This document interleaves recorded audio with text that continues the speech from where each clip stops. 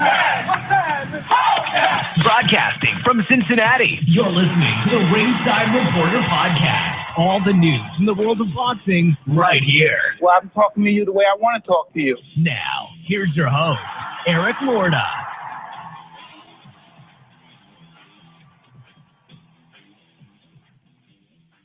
And we are live. Welcome to the Ringside Reporter podcast, where we talk about the latest boxing news.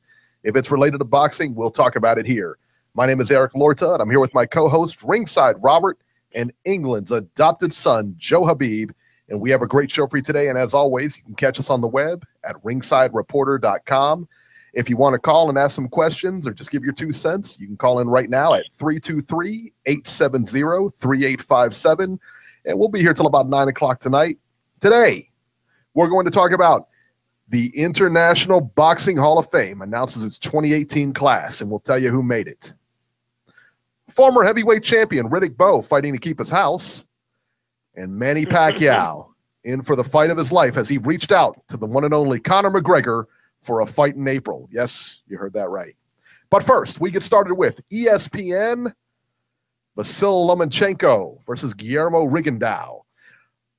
Great fight this weekend, man. Lomachenko dominated this fight from the second round on.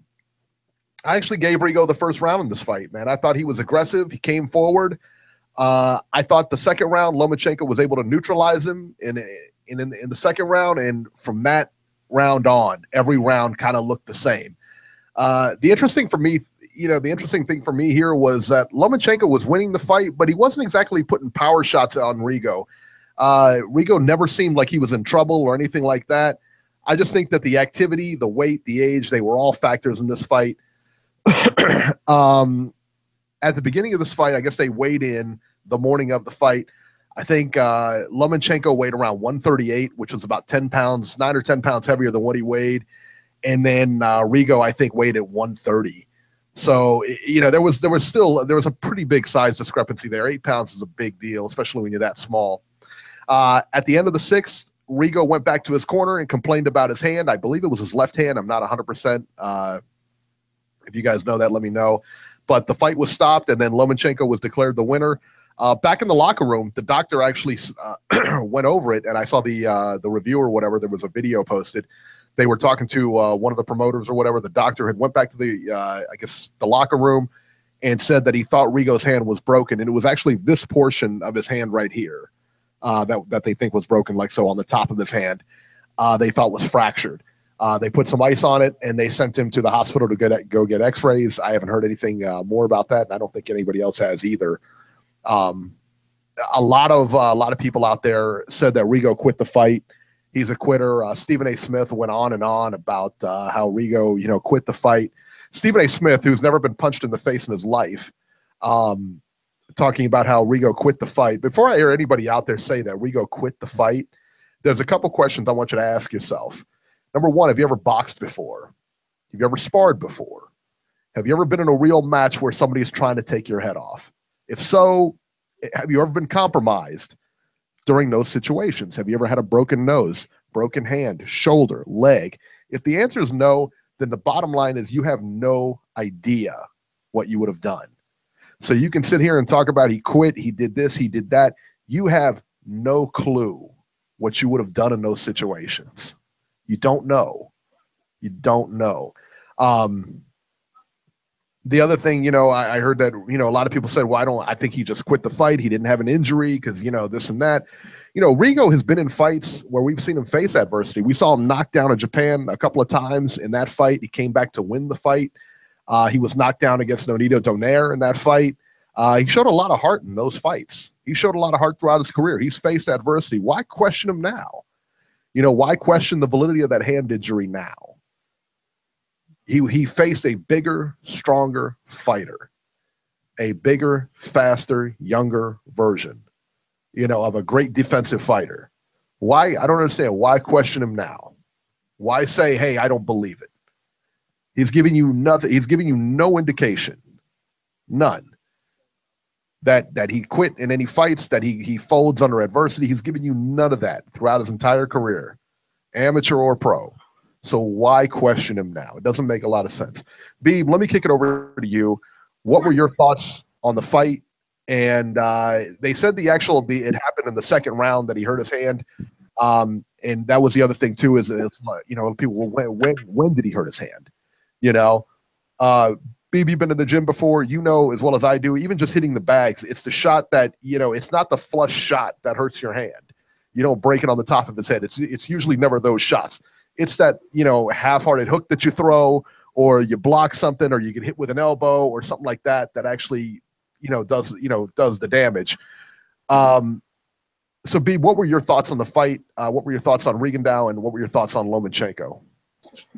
Well, I'm going to be honest with you. I did pick Lomachenko to win the fight, but I did think it was going to be a nip and tuck chess match, and it was anything but that. I thought Lomachenko displayed much superior hand speed and foot speed. He was able to get himself in position. He was able to get off first. He was able to create punching angles for himself, but it seemed like Rigo just couldn't get off. He couldn't get off at all. He went into a defensive shell early in this fight. I was very puzzled at his tactics, how he would get down so low, and in doing so, he took himself totally out of position to be in an offensive posture. How are you going to throw punches when you're bent over at the waist so far low? And I'm surprised the referee didn't warn him for doing that, because that is an illegal tactic. So I just think that he had a hard time gauging the jab, because the jab was really on point for Lomachenko last night. The right jab was like a rapier, really snapping it out there. And I just think Rigo was just frustrated in this fight. I just think that he felt that he had no answers for Lomachenko. And I know people are pointing to the size, and obviously there was a size advantage in this fight. There's no way of getting around that. But the big question is, was that the determining factor in this fight? Some people say it was a big factor. Other people say it was a factor, but not that big a factor. I think that just Lomachenko has more wrinkles to his game. He's just a better offensive fighter. And the beautiful thing about Lomachenko is the way he just moves, the way how quick he is on his feet, how he can just get to that spot really quick. And his opponent just can't gauge that. He can't gauge where this guy is going to be and when he's going to release those punches.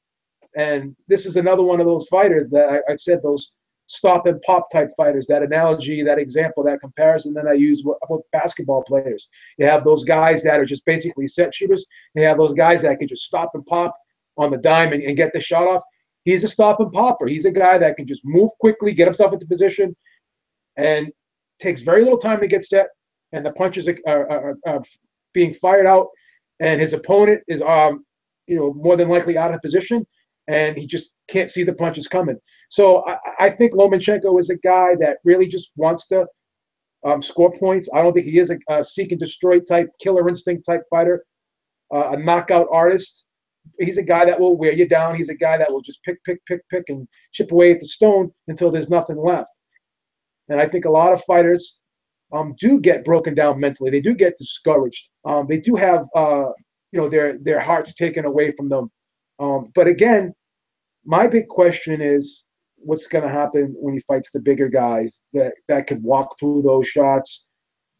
And some of these bigger guys that have comparable speed, because I thought the speed was going to be comparable. I thought it would be pretty close, but it was just really wide. You could take two guys and look at them in individual fights and say, yeah, these guys are pretty much the same speed. They're just as quick as each other. But then when you put them in there together, sometimes you get surprised. And I'm going to be honest, I was extremely surprised at how much faster Lomachenko was than Rigondeaux. And when a guy grabs you like that, it's because he can't time you. You know what I'm saying? It wasn't like he was being hurt, Rigondeaux. He was just so out of whack with the timing. And I think that really threw him for a loop. And that's why, he just was trying to get away from the shots, because he wasn't even trying to play counterpunching, because he was, I think, concerned about getting countered himself. Now, the hand injury, I'm going to be honest, I was very skeptical about it last night, because when the glove was being pulled off, I think it was the left hand, that's what he kept pointing to. There was no wincing. I didn't see him really be hesitant on throwing punches because it didn't look like sometimes a fighter will be hesitant to throw punches. You see him shaking a hand or something. You see him twitch it a little bit. You see him kind of push it out there. He was defensive from the outset of this fight. He was really just throwing, touch, get off me type punches against Lomachenko. He wasn't assertive at all offensively right from the jump. So it's hard for me to say when this happened or if it did happen. But if you're saying that there's been doctor's reports, it's been looked at, then I'll have to go with that. But during the fight last night, at the end of it, I was skeptical. I'm somewhat skeptical now. But now that you've revealed that information to me, I can probably take a second look at it, do some more research. But I didn't see an instance where he could have hurt the hand. But as you said, who knows?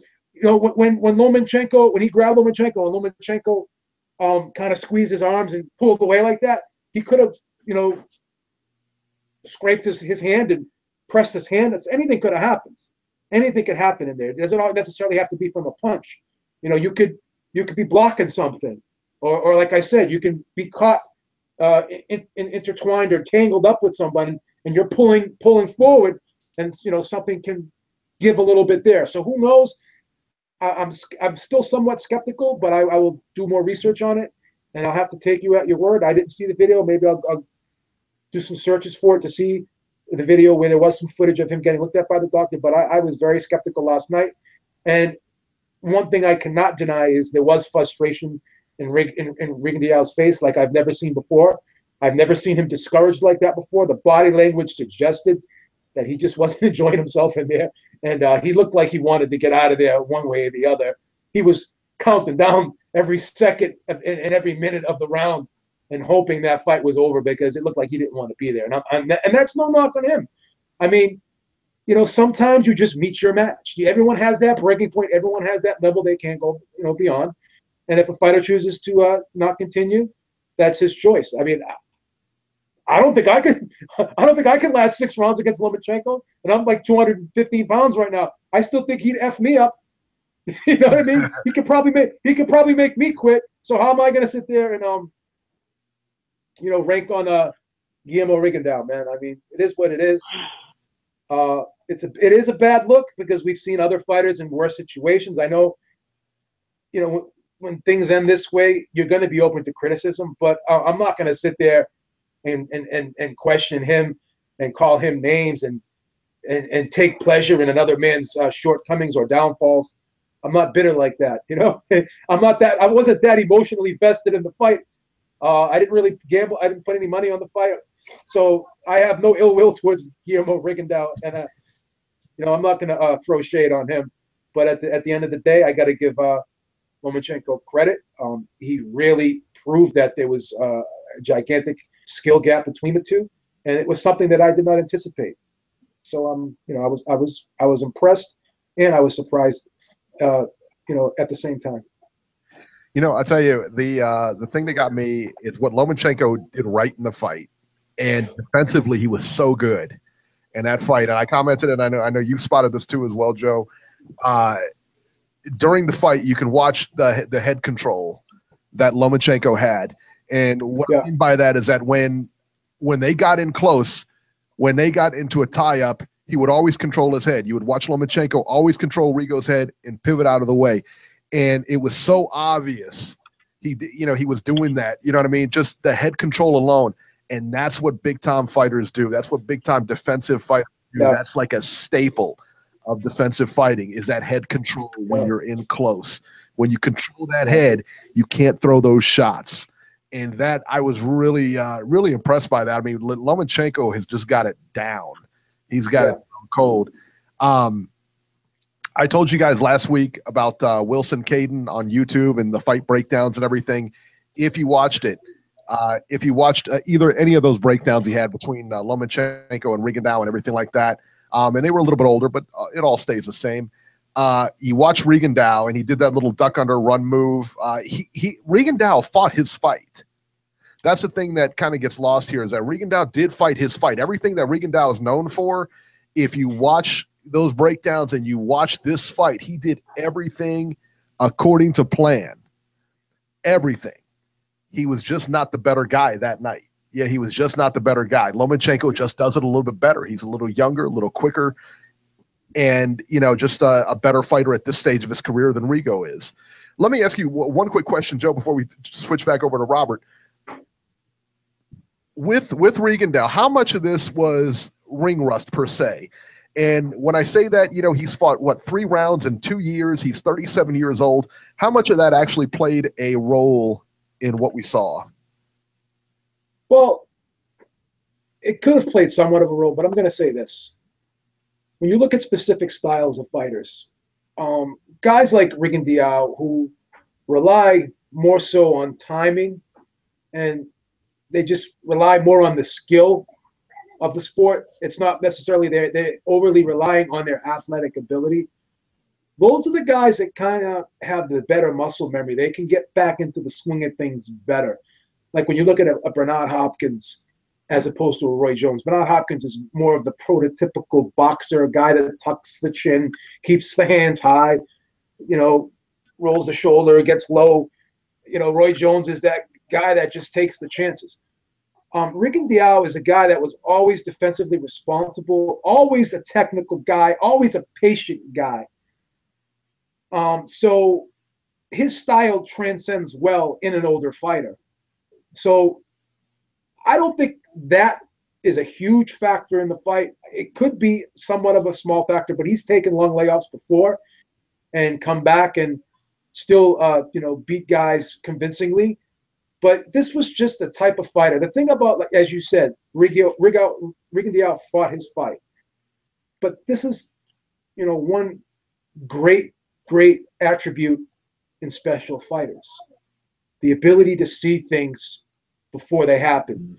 That mind, as Virgil Hunter says, when he talks about his fighter, Andre Ward, who recently retired, being able to see things and process quickly. And not only that, it's the anticipation. So the guy's going to bend down, okay? So basically, the tactics, the habits, the little tells that the fighter gives. He bends down and he tends to lean over to his right a little bit. So what do you do before? You meet him right there. You cut him off at the pass, whether it be you slide over or you have your punch already, in midair and it's there before he gets there.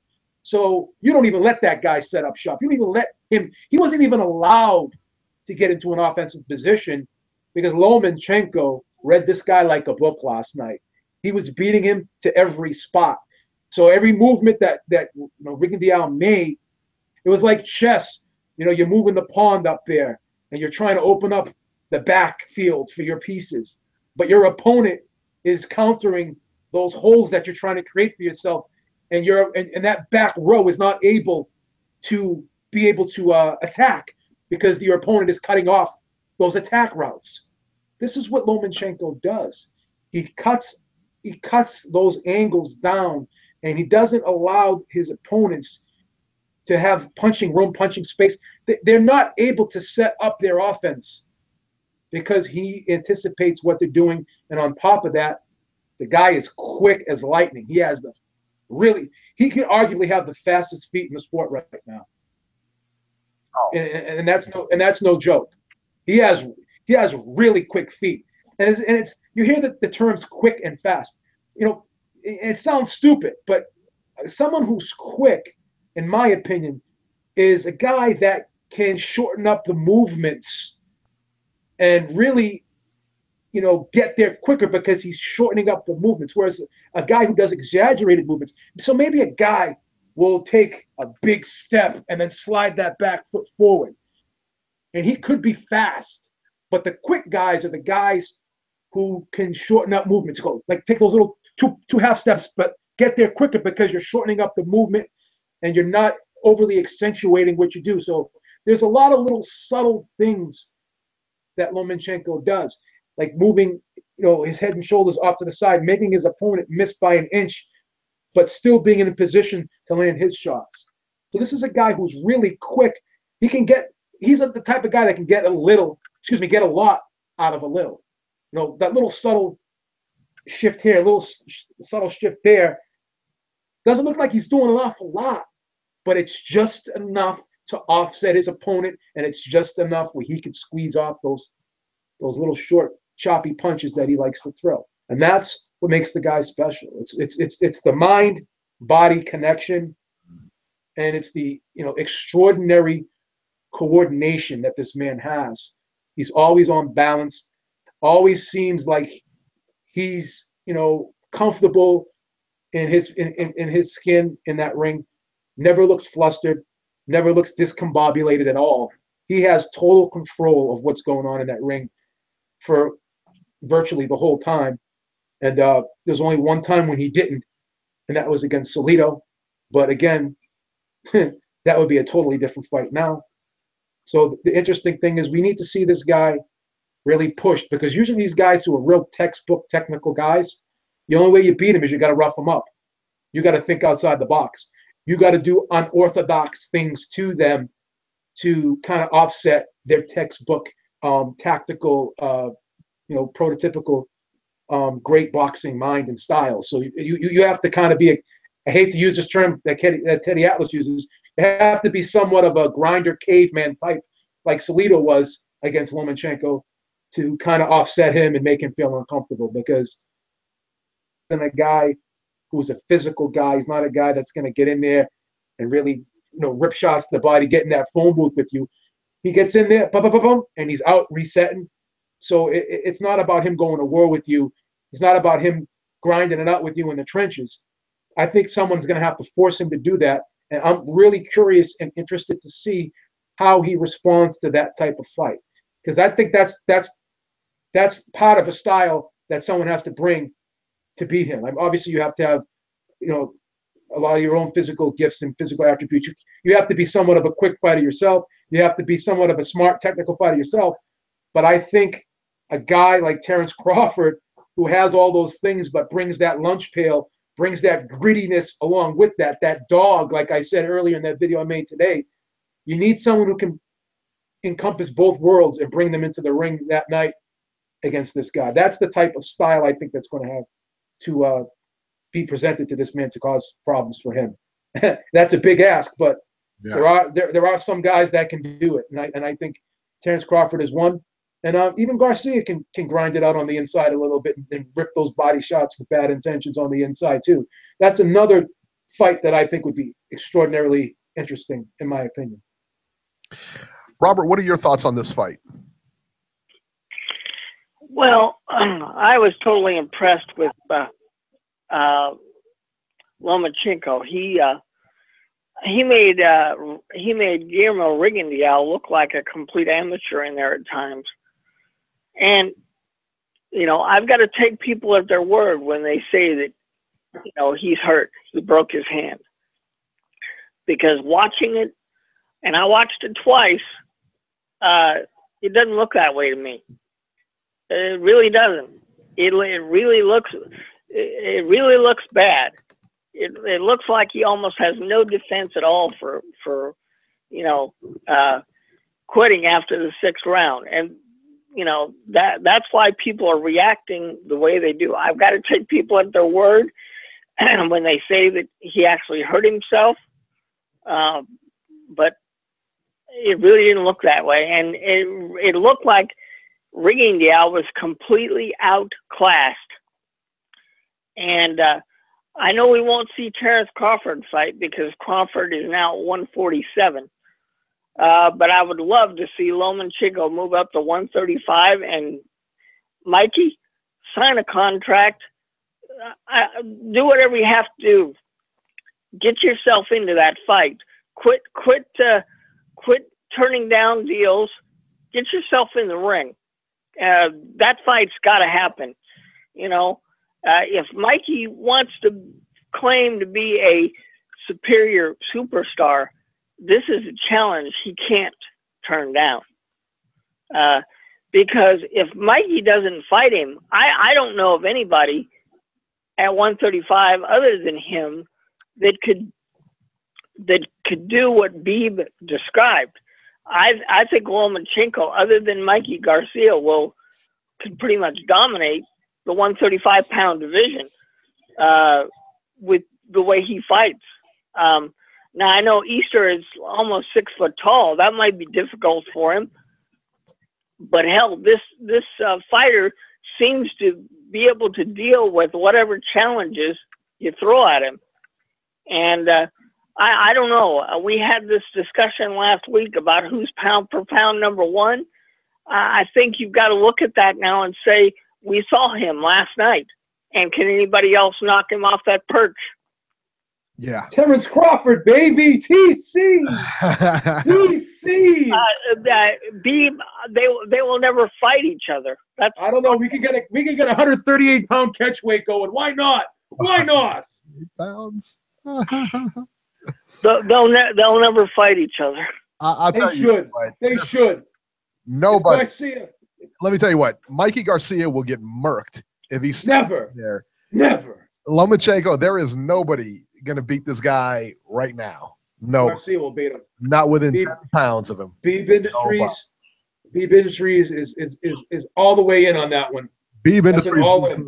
Now, Eric, all in. To admit that Mr. Toledo, Ohio, will even lose? Yeah, I mean, realistically, yeah, nobody beats this guy. I mean, Mikey Garcia. His footwork is amazing. You're looking at, this kind of guy, you're looking at like Mayweather, you're looking at Whitaker type of footwork here. You're not looking at your average run-of-the-mill kind of, this is a special fighter. This kind of guy comes around once every so often, and I think that's what you're looking at here. He's not, he's the real deal. You can tell. And I don't care how hard you think he hits, how hard. Listen, you've had a bunch of guys quit on him, and Nicholas Walters, who was a solid fighter. All these guys who are solid fighters don't continue. Terry Flanagan, UK's finest. Terry Flanagan. Oh my God. Yeah, he gets married, son. I get fucked up right now. I gotta call Eddie. He's not with Eddie, but I gotta see if Eddie can get him. No, seriously, guys. If Mikey Garcia doesn't fight him, he dominates the rest of 135. Yeah, I don't. I just don't. Mikey's got to sign his name on a dotted line. He's got to fight someone. Look at Mikey. Mikey beat Broner at 140 pounds. So why, if Mikey's not too big for Lomachenko, why is Crawford? Let's get the Crawford fight done at 138. I'm so pumped. He's 147. Not yet. He hasn't fought at 147 yet. Not to mention, he's still 140. Right, but he's still 140. Let's do it at 138. Not to mention, there's no money down there. Even if he fights Lomachenko, that's not really a big money fight. It's really not. That's not a big money fight for him. I don't know. It is. Put on ESPN. They'll like that fight. They'll pony up the cash. I think the bigger money for Crawford is going to be at 147. Yep. Oh yeah. And Crawford's going to be done in by Spence. It doesn't matter. I totally agree though. Why wouldn't you want to see Crawford up against Spence or Thurman? Yeah. And this is what a real fighter does. Crawford is already going up to that division. He wants the big dogs right out the gate. Right out the gate. Give him props for that. I don't see anybody. I really don't. After last night, because I thought that Rigondeaux was a good matchup for him. And Rigo did, again, man, going back to that fight, Rigo did everything that he normally does in all of his fights. He had his entire toolbox working. I really believe that. Hand injury, if you take the hand injury out of it, I still don't think he wins that fight. Even if he's 100%, I still don't think he wins that fight. I think that Lomachenko was just that far above at this stage. Even if he's the same size, even if he grew 3 inches overnight, he still wasn't going to win that fight. I think you're 100% right. Even if all things are even, I still think he loses that fight. I don't think there's anybody, and after seeing what we saw last night and watching what he's done to these guys, I don't know how you can't call him the best pound for pound right now. He's got nothing but names on that resume. Terrence, he's got better names than Terrence Crawford. And that's what you got to look at too, the body of work. Granted, it's only 12, 13 fights or whatever he's got, but the body of work, he's fought bigger names. He's fought bigger names. But it's not fair. Well, and let's put it this way, guys. There's nobody left at 130 to even challenge him. No. So he does have to move up to 135, but even at 135, if it isn't Mikey Garcia, who's it going to be? Because I don't think Terry Flanagan will ice him. But let me just make one. Let me make one quick point here. This is one thing that I hate. Do you guys remember when Crawford fought Victor Postol? I'm sure you do, obviously. But you remember going into that fight. Right? This was right after Postal destroyed Lucas Matisse. And this was a guy that went, Danny Garcia beat Lucas Matisse, but it was a close fight. It was like a 115, 113-ish type fight. It was a very close fight. Garcia clearly won the fight, but it was a clear-cut, close decision. So Victor Postal goes out there and destroys Lucas Matisse, knocks him out, beats him up bad. And, this was supposed to be a 50-50 fight between him and Crawford. It was being billed as a 50-50 fight between him and Crawford. After, in retrospect, what Victor Postal did. And I even picked Victor Postal to beat Terence Crawford, as foolish as it may sound now. But I'll admit it. This is a guy, Victor Postal, is like 6 feet tall, really good right hand, good jab, good technical fighter. So that's a 50-50 fight, going in. And now that Crawford beat him easily, basically took him to school, hurt him, made him go into a defensive show once he got hurt. Now all of a sudden, that's like a nothing fight. So that was a good fight. That was a 50-50 fight. Right, but they're saying the same things about Rigo, or not Rigo, but Lomachenko as well. They're saying the same things about Rigo now. They're saying they said the same thing about Nicholas Walters. They said the same thing about Rigo. These were 50-50 fights going in. Now all of a sudden, nah. He quit. He wasn't this. He wasn't that. I mean, so it happens on both sides. Well, I think right now it's happening more to a degree on Crawford's side. Like Crawford, and then everyone's like, oh, Crawford's beating up smaller guys. Ndongo was bigger than Crawford. It's huge, yeah. And I tell you, he's way bigger than Crawford. Postal's bigger than Crawford. Right. Thomas Delorme was bigger than Crawford. Ricky Burns was bigger than Crawford. Breedis Prescott was bigger than Crawford. You know what I'm saying? Like, what is this whole thing about Crawford being a bully? He's fought smaller guys, but so's Lomachenko. Right, but Lomachenko has fought more name guys. That's what I get at. And when you talk about pound for pound, he's fought more name guys. Gary Russell, okay, Rigo, and I mean Walters. But once again, Walters and don't forget his loss. Yeah, but again, second pro fight. Orlando Salido. It was a second pro fight. But I was saying Orlando Salido is a name, and not to mention Rocky Martinez, who beat Salido. So that was a fight. I tell you what, I thought Martinez was going to get him in that fight. I really did. I didn't think that Lomachenko really had. I thought it was going to be a really competitive fight. I was looking forward to it. He iced Rocky Martinez. It wasn't even close. I'll tell you one fight that really impressed me with him. I actually picked him to win against Gary Russell. I thought he would outwork him. Yeah. But I thought he did very well against Gary. That was his most impressive performance. I hate to do this, but hindsight is 20/20. That maybe we overrated Walters a little bit too.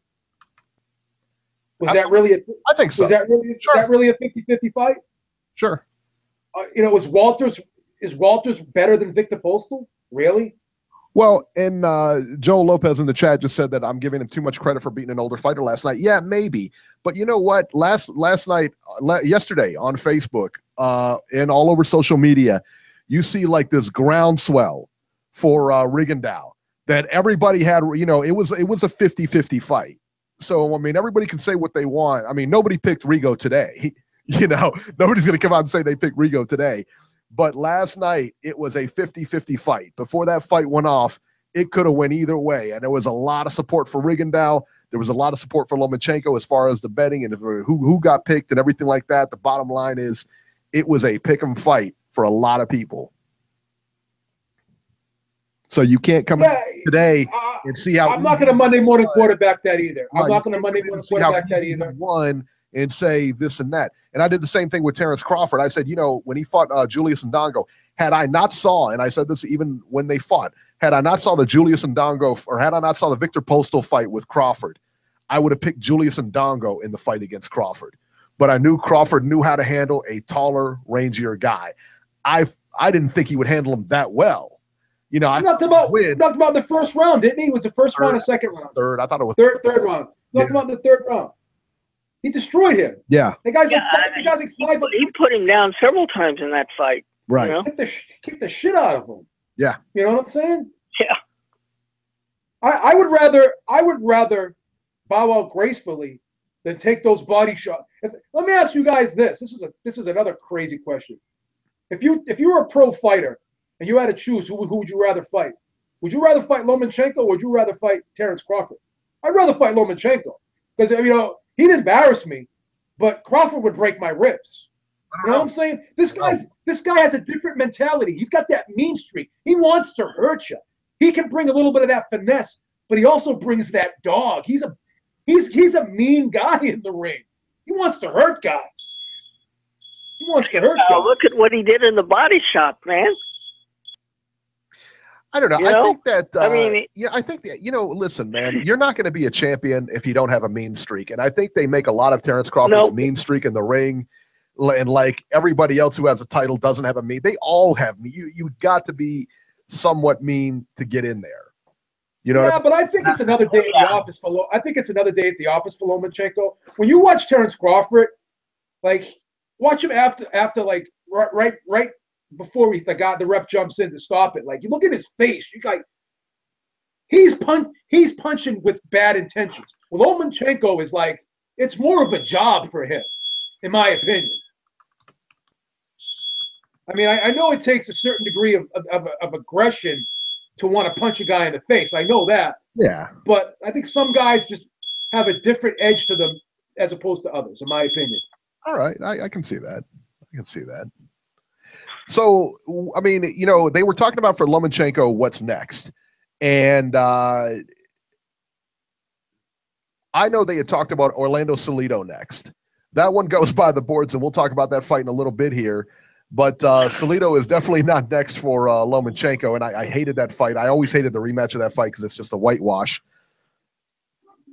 What is next? Is Mikey Garcia next for him? I mean, is that the fight they try to make? And can that fight be made because of the top rank connection? He's the only name I can think of. I mean, because of the top rank connection,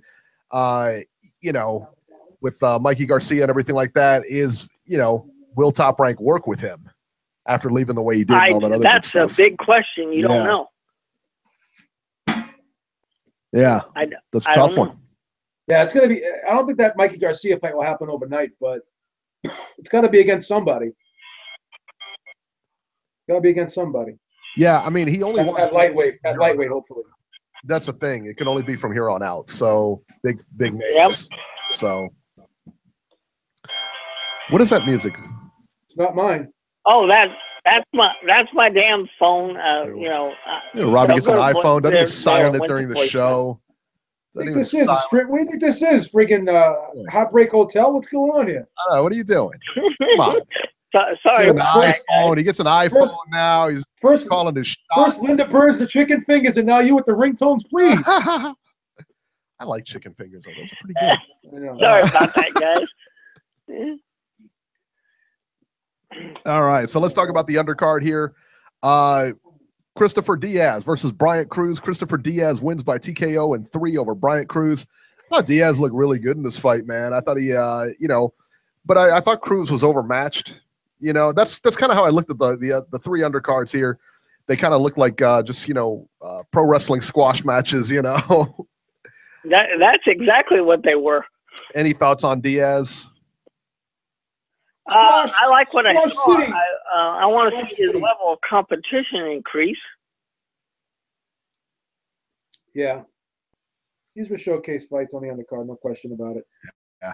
What were you guys' thoughts on Shakur Stevenson? He fought Oscar Mendoza, won via second-round stoppage. I thought this one, I thought Stevenson looked good. He used his speed, looked very sharp.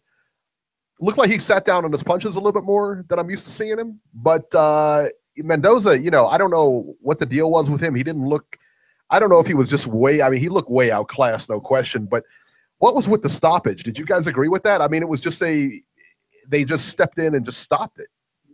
It wasn't even like he was in trouble. No, I couldn't figure that one out. I don't know what I don't know what she was doing in there, and it was a female referee that stopped them. So taking shots at the females. You can't do that. Wow, but she's sexist. Wow. No, you just said I'm that females should never referee. I just don't know what she was saying, why she stopped it too early, because it was definitely too early. He would have won, but I don't know what the deal was there. Wow, Robert, killing the women on this show. Michael Conlon versus Luis Molina. Conlon wins a unanimous decision over Luis Molina. Didn't lose a round. It was all Conlon. I thought he looked really good here. I thought, I thought he looked really good. I thought he looked really sharp. I hate when they're talking about matching him with Shakur Stevenson. That fight will not happen anytime in the near future, and that's all they could talk about through the entire Conlon fight is him and Shakur Stevenson matching up, and that's where it's headed. I'm like, that fight is not going to happen anytime soon, if ever. Because I was going to say, Eric, they're both with Top Rank. Do you think Bob would eventually put them in against one another? No. Not now, but someday. No. Why would he? Why would he? One of those guys is going to go up in weight. It's probably, I don't know who it's going to be. One of those guys is going up in weight. You got two big time stars here from the Olympics. You're not matching these guys anytime soon. No. Silly talk. You want to maximize the earning potential of both guys. Yeah. And, Molina went the distance and he looked durable and everything like that. But, Conlon just looks so sharp. I mean, he looks really, really good. He looks better. To me, Conlon looks better, like he's coming along better than Stevenson does at this point. Yeah. Now, this is crazy to say this because he's only had 5 fights, but is it time to step up his level of competition? Which one? Because Stevenson he looks or like he dominates everybody they put him in against. You need to put him in against somebody more tougher. Who are you speaking about, Shakur or Michael Conlon? No, Michael Conlon. I think they step it up gradually. I don't think there's any reason to rush him. He shouldn't be on the Lomo schedule. Oh, okay. I think they step him up gradually. I think it's real dangerous for these guys to step up quick. I really do. Because, once they get that loss or once they get shaken or whatever, you don't want his confidence shaken. You want them gradually moved up, the right way. And right. You also want to build a star in the process. That's the other thing too. You guys, you want to build that star in the process. So, all right. Across the pond, let's talk about James DeGale versus Caleb Truax. Caleb Truax beats James DeGale by majority decision by the scores of 114, 114, 115, 112, 116, 112. Truax came forward, put the pressure on him. DeGale, his output sucked. Nothing. He did nothing. Wow. Absolute nothing. Squat. And Truax deserved the win. Beeb, he's your boy. Answer for him. I have to say this. The commentary for this fight was it's so painfully horrible. They were trying to say this was a close fight. Now, DeGale had some success in spots, but being generous, giving him 4 rounds is even a stretch. I thought that Truax clearly won this fight. And I think, again, this is an Al Heyman fighter, and I don't want to start this up again, but I'm going to say it. Evident. Another 11-month layoff, another fighter complaining about the 11th month layoff after the fight, using it as an excuse for being a little bit flat. But then he even said maybe he rushed back because it didn't look like maybe the right shoulder was 100%, because that jab wasn't being snapped out there. It was kind of a push jab. He looked like he just didn't have a lot of oomph to him at all. He looked very flat. He looked very flat yesterday, looked very unsure of himself. The offense just wasn't flowing for him. He was thinking too much. There was a look of concern on his face early in this fight, as if to say, this guy's coming for me. He's pressuring me. What am I going to do to keep him off me? I don't feel comfortable throwing my punches hard. Right? Like I can't snap my right jab out there. How am I going to stop this guy from moving forward? And then when he got trapped on the ropes, there was no escape routes there. You got to give Truax credit a little bit here. Not a little bit, a lot, obviously. Truax had a great game plan. He seemed to have a good read on DeGale, and he didn't let him off the hook. He pinned him up against the ropes. He had a very, very diverse attack. The body work was outstanding in this fight for Truax. and he threw combinations. It wasn't like he landed a big shot and was happy with that. You know, he was putting shots together, and in that 5th round, he went for broke. I thought he was going to stop him. You got to give the Gil credit. If anything, he is a tough son of a gun. But with that being said, it just looked like he was not in this fight at all, mentally or physically. And you have to ask yourself, does the Gil want this anymore? You know what I'm saying? Does he want this anymore? There's been rumors of him, you know, partying outside the ring. Does he want to live this lifestyle 24/7? Does he want to commit to this 24/7? Because, you know, the Medina fight, he didn't look great. The Badu Jack fight, he didn't look great. This is another fight. This is a string of fights that he has not looked good in at all. Excuse me. So you could attribute that to the ring rust. You could attribute that to possibly the injury, but also, does he have the mental fortitude to just come back from all of these things? Does he want it? Does he really want it? Because that's something he's going to have to ask himself. He's going to have to sit down with his team, and he's got to do some soul searching, in my opinion. But oh my God, Caleb Truax! Shout out to Chris Carlson. That he's another fellow Minnesotan, and they're going to probably have a nice parade for Caleb Truax back in Minnesota. That's Chris Carlson's guy. Shout out to him, man. Minnesota's got a world champion now. That's I think we can call it Minnesota is the title town now. What? Minnesota, not Ohio. Cincinnati, Ohio. We're gonna give the title to Minnesota after this. We're not giving the title to Minnesota. We don't give lay down The for Browns anybody haven't here. won a thing. The Bengals are doing terrible. What have you won lately? Ohio's really doing good there. What have you won lately? How about? I don't know. I did pretty good in a game of Scrabble yesterday. What are you talking about? Beeb just won a Words with Friends game. Just first one ever. Beat an 8-year-old the other day. There you go. I'm pretty good on the Game Boy. You're pretty good on the Game Boy. Play some mean game of Monopoly. All right. Yeah. No, but seriously, guys, this brings up another example of a Heyman fighter almost not fighting for an entire year. How much more of this do we have to see to realize they have a very bad way of doing business? And let me just bring up something else too, to go back to something I said earlier in the show. DeGale is one of those guys who is not the most technically sound fighter in the world. He's a guy that gets by with athleticism, and that's another example of a guy with that type of style. Those types of styles tend to not do well with long layoffs because the muscle memory is not there. It's more of a physical thing as opposed to a mental thing with these guys. So if you're a fighter who relies on athleticism more so and speed and all this stuff, you need to be active. You need to exercise the body and get the body, going for to be effective. It's not like you can get in there and fight a technical fight and not really exert a lot of, as opposed to a guy like I said, Roy Jones, Jean Pascal. Those guys' styles is a very taxing style physically, and if you're not moving the body on a regular basis, it gets stiff, it gets flat.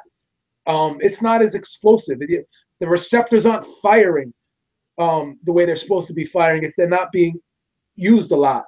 And he has that style where it's not conducive for him to be inactive. It's not like he can just pick it back up and ease his way into a fight and, kind of fight, lay back and be technical and work off the jab. But this is a guy that is more of a whirling dervish type athletic guy who doesn't do it by the book. So the layoff is not going to help a fighter with his type of style at all. It's going to hurt him more so than a guy, as I said, like the Bernard Hopkins prototypical type style. So that's another thing that has to be considered here, in my opinion. There you go. All right, let's go ahead and go to the phones here. 937, you're live. Hey, what's up, fellas? What's up? Hello, Wood? What's going on? Not much. Saying something, B? No, I just coughed. I'm sorry. I have a little bit of a tingle in my throat right now. Okay. Oh man, I don't know where to begin. How can we coddle Rigo today, and we just watched Cotto battle through like 5 rounds with a torn bicep last week? Different injuries. Good point, Wood. Different injuries. Completely different injuries. I mean, I get it, but I'm the last person to ever go quitter with the fighter for the reasons that you called out, Eric. Yeah. You know, I haven't been in there and done that. I've just been through like a year or two worth of boxing for fitness or something. Sure. So I rarely go quitting on these guys. But from what I saw that night, I mean, it was like watching Bob Cousy or something versus a Kyrie Irving. I mean, he just didn't have a lot of things going in his favor to be competitive with Loma. And I thought he quit, man. I can't call that anything else but quit. Now maybe he did sustain an injury, and maybe maybe reports and maybe X-rays do surface. But like I said, Cotto just battled it out, almost the same age or right around the same age. It is a different injury, but it was a lot of people. We spent months on this show talking about this matchup. It was people that traveled to New York City to watch that.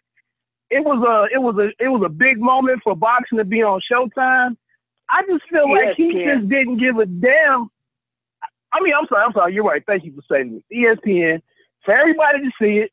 I'm talking to guys in my office about, hey, you got to check out this skill that's going to be on display Saturday. And I just felt like he just disregarded the magnitude of this whole thing and just was like, screw it. You know what the big kicker was here, though? And D-Style in the chat, he was talking about this earlier, so I got to give him credit for that.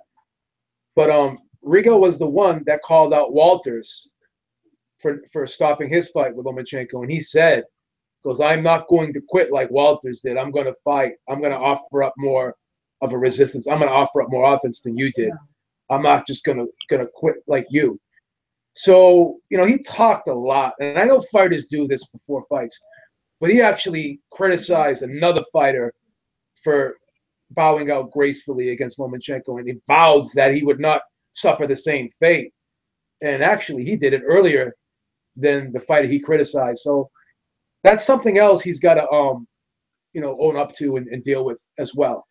His words, his words are gonna, they're gonna be there forever on the internet. The tweets are there; they don't go away. Yeah, in all fairness, though, he doesn't want his Twitter. He doesn't want his Twitter account. But let me ask you this. Let me ask you. Sure, he has some input, though. We know that Lomachenko. He is a trash talker. Lomachenko is a handful for anybody, right? Absolutely, no question. You have 2 hands, he's a handful. Mm-hmm. If you have 1 hand, he's going to be virtually unbeatable, yeah? Absolutely, but this was a guy that wasn't he wasn't throwing punches. He wasn't throwing punches with either hand. So he broke his hand, guys. He broke his hand. Allegedly. Allegedly. What do we need? I mean, since when do we question this guy? Again, this is a guy who's. I want an X-ray. I want an X-ray. He wants the Mayo Clinic report. I want an X-ray, man. Again. I want to see it faxed over right now. I think Beeb's going to be in contact with Linda, check the fax machine. Could you even read the X-ray if they sent it to you, Beeb? Check the fax machine. We need some X-ray reports. Some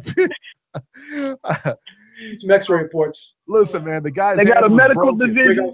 Rigo's hand. Oh my goodness. The guy's hand was broken. If the guy's hand is broken and he can't fight, I mean, it puts pressure on that hand or whatever. So if you hit, listen, man, he's compromised. He's compromised. It is what it is, I can't give him that, man. I can't give him that. And so what if he? You guys are so what if he doesn't run his Twitter account? I could tell by some of the things that have been said the last 5 weeks. I can tell that he had some feedback into what was said. It's same thing with 45 in the White House. I mean, I don't believe he's tweeting all that stuff, but I can tell that some of it comes from him. I believe he's tweeting every bit of it. Are you kidding me? Yeah, but what? But I shouldn't have went there. That 40 here we out. go. He's tweeting out. You see Rigo, numbskull stuff he tweets out? Here we go. I shouldn't have went there. This is now a true boxing podcast. Rigo is a trash talker, though. Can we agree on that? Rigo is a big time trash talker. It's not unfathomable that he doesn't say some of that stuff. It's not. He is a trash talker. Oh. Yeah, I hear.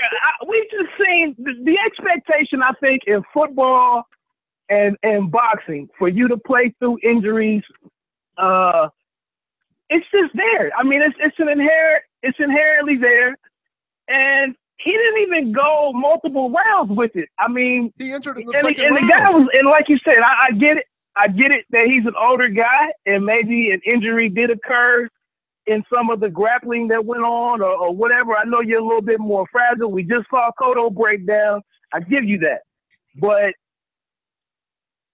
until I see some evidence, and that's the thing, man, when you got guys like David Hay hopping around in the ring with his shoe off, like, why did you need to take your shoe off for me to believe that you were hurt? I mean, it's just a bad look, man. And I think it's just a shame for a guy that's done so much in the sport. And I just feel like the ending, the way that the boxing, the court of opinion is for boxing fans, it's a shame that might be how his career, with that inactivity, that's probably just going to mar the guy's career forever, was that he quit on the stool. I mean, this wasn't exactly Roberto Duran here. I mean, he's got a legit injury. It's not like he just made up stomach cramps and went back to his corner. I mean, it's not like he just grabbed his stomach and said, I quit the fight. He had a legit injury. We need x-rays, Wood. Tell Eric we need x-rays. Well, Eric, I'm glad you're his agent. You're going to argue a good case. I'm glad we got 3 doctors on the panel here, you know. Eric, you killed. I guess you believe the dog ate the homework too. Come on. You marginalized Miguel Cotto's whole career last week. Now we're calling this man. He quit, man. He betrayed all of us boxing dudes. He betrayed all of us with that performance last night. I'm sorry. Can we at least get an MRI out of this? Get an MRI out of this. We need something. I want an ultrasound. No, we need something here. How about a CT scan, man? CT scan. There you go. CT? I want to see at least some receipts for therapy for him. Let me ask you this. Why would we question if he was hurt or not? Why would we question that? Oh, because I'll tell you why. A couple reasons why. Yes, please tell me. Number one, a lot of times you can see the wincing when the guy initially hurts his hand. You can see he took the glove off the right hand. It was the wrong hand. That's why he didn't wince. There was no wincing when he took the other glove off either. You measure the caliber of a guy's wince? I got to see some reaction. How many times did you call out sick from work or tell your parents I can't go to school today because I'm sick? Were you always sick those times? Never. Oh, every single time were you sick? Every single time. Not the Beeb. Not the Beeb. The Beeb had a couple of fake incidences there. A couple of Ferris. All right, come on. Throwing Wood's phone call here, guys. Go ahead, Wood. Go ahead, Wood. I'm going off in a tangent here. Go ahead. I'm sorry. Hey.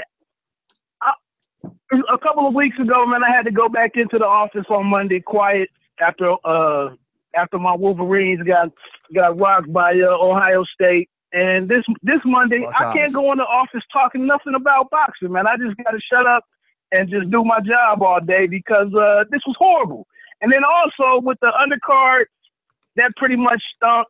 I'm going to get out the way so that we can, guys like Georgia can come in here and light this up. Maybe the man, Carl and Jason shows up tonight. But I do want to say, I did Robbie's boy, but I do want to say, great showing for Truex. And I just felt like if Tevin Farmer would have gave the same effort over his last 4 or 5 rounds, then he wouldn't be in the situation he is today. But I still it's a rough weekend. I still thought he won. He left a lot of rounds on the table. It's not out of the. It's not this robbery that people are saying. I could see 115, 113 for Ogawa. I really can. I had it a draw. I had to fight a dead draw. I'll be honest. But I respect your opinion, Robbie. I mean, I just felt like I'm not a professional judge. Go ahead, Wood. Yeah, I'm not saying that he didn't win and that he shouldn't have won. I'm just saying I felt like for your first title, you're fortunate enough to be fighting for a vacant title instead of facing a reigning champion, and you got to go get it. And I just felt like even, when we had to see his corner man, which, by the way, was one of the best moments of boxing all weekend. I loved his corner guy. His corner guy did an awesome job. Too bad the fighter didn't follow all of his instructions. So that's all I'm saying is when you had that moment, it was right there before him, and there was a guy that he was clearly outboxing, and we know he doesn't have the biggest power numbers. You got to do something different to close out. You got to close out the show in a different way, and I'm with Bees. I'm not sure that he really did that. I've already sent out a request for the MRI and the X-ray. I'll see what happens. I get it back. All right. I'm sure they'll get right to you. Yes, sir. You got a medical division at Beeb's Industries. Oh, we do. We have people doing that. It's part of our human resources department. If you have an injury, we're going to have to fill out some doctor's notes. We're going to have to fill out the FMLA paperwork. We don't just accept all these injuries. The medical department is part of the human resources department at Beeb Industries. Is that what you just said? Yes. Yes. Yes, because what happens is if you take too many days off in a row, we need some documentation to explain your injury or your sickness. Absolutely. Hey, it's all intertwined with the legal team as well. We all work in unison over at Beeb Industries, all the departments. Go ahead, Aaron. Go ahead, Wood. Talk about compromise. That chain of custody right there has to be compromised. Oh, wow. Oh, my goodness.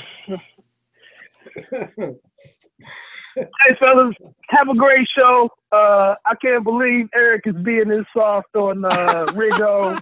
I don't know. It seems like he's being a little contrarian tonight. I'm going to fall back and just hang out in the chat room. Have a great show, fellas. All right, man. All right. See you, Wood. Thank you, Wood.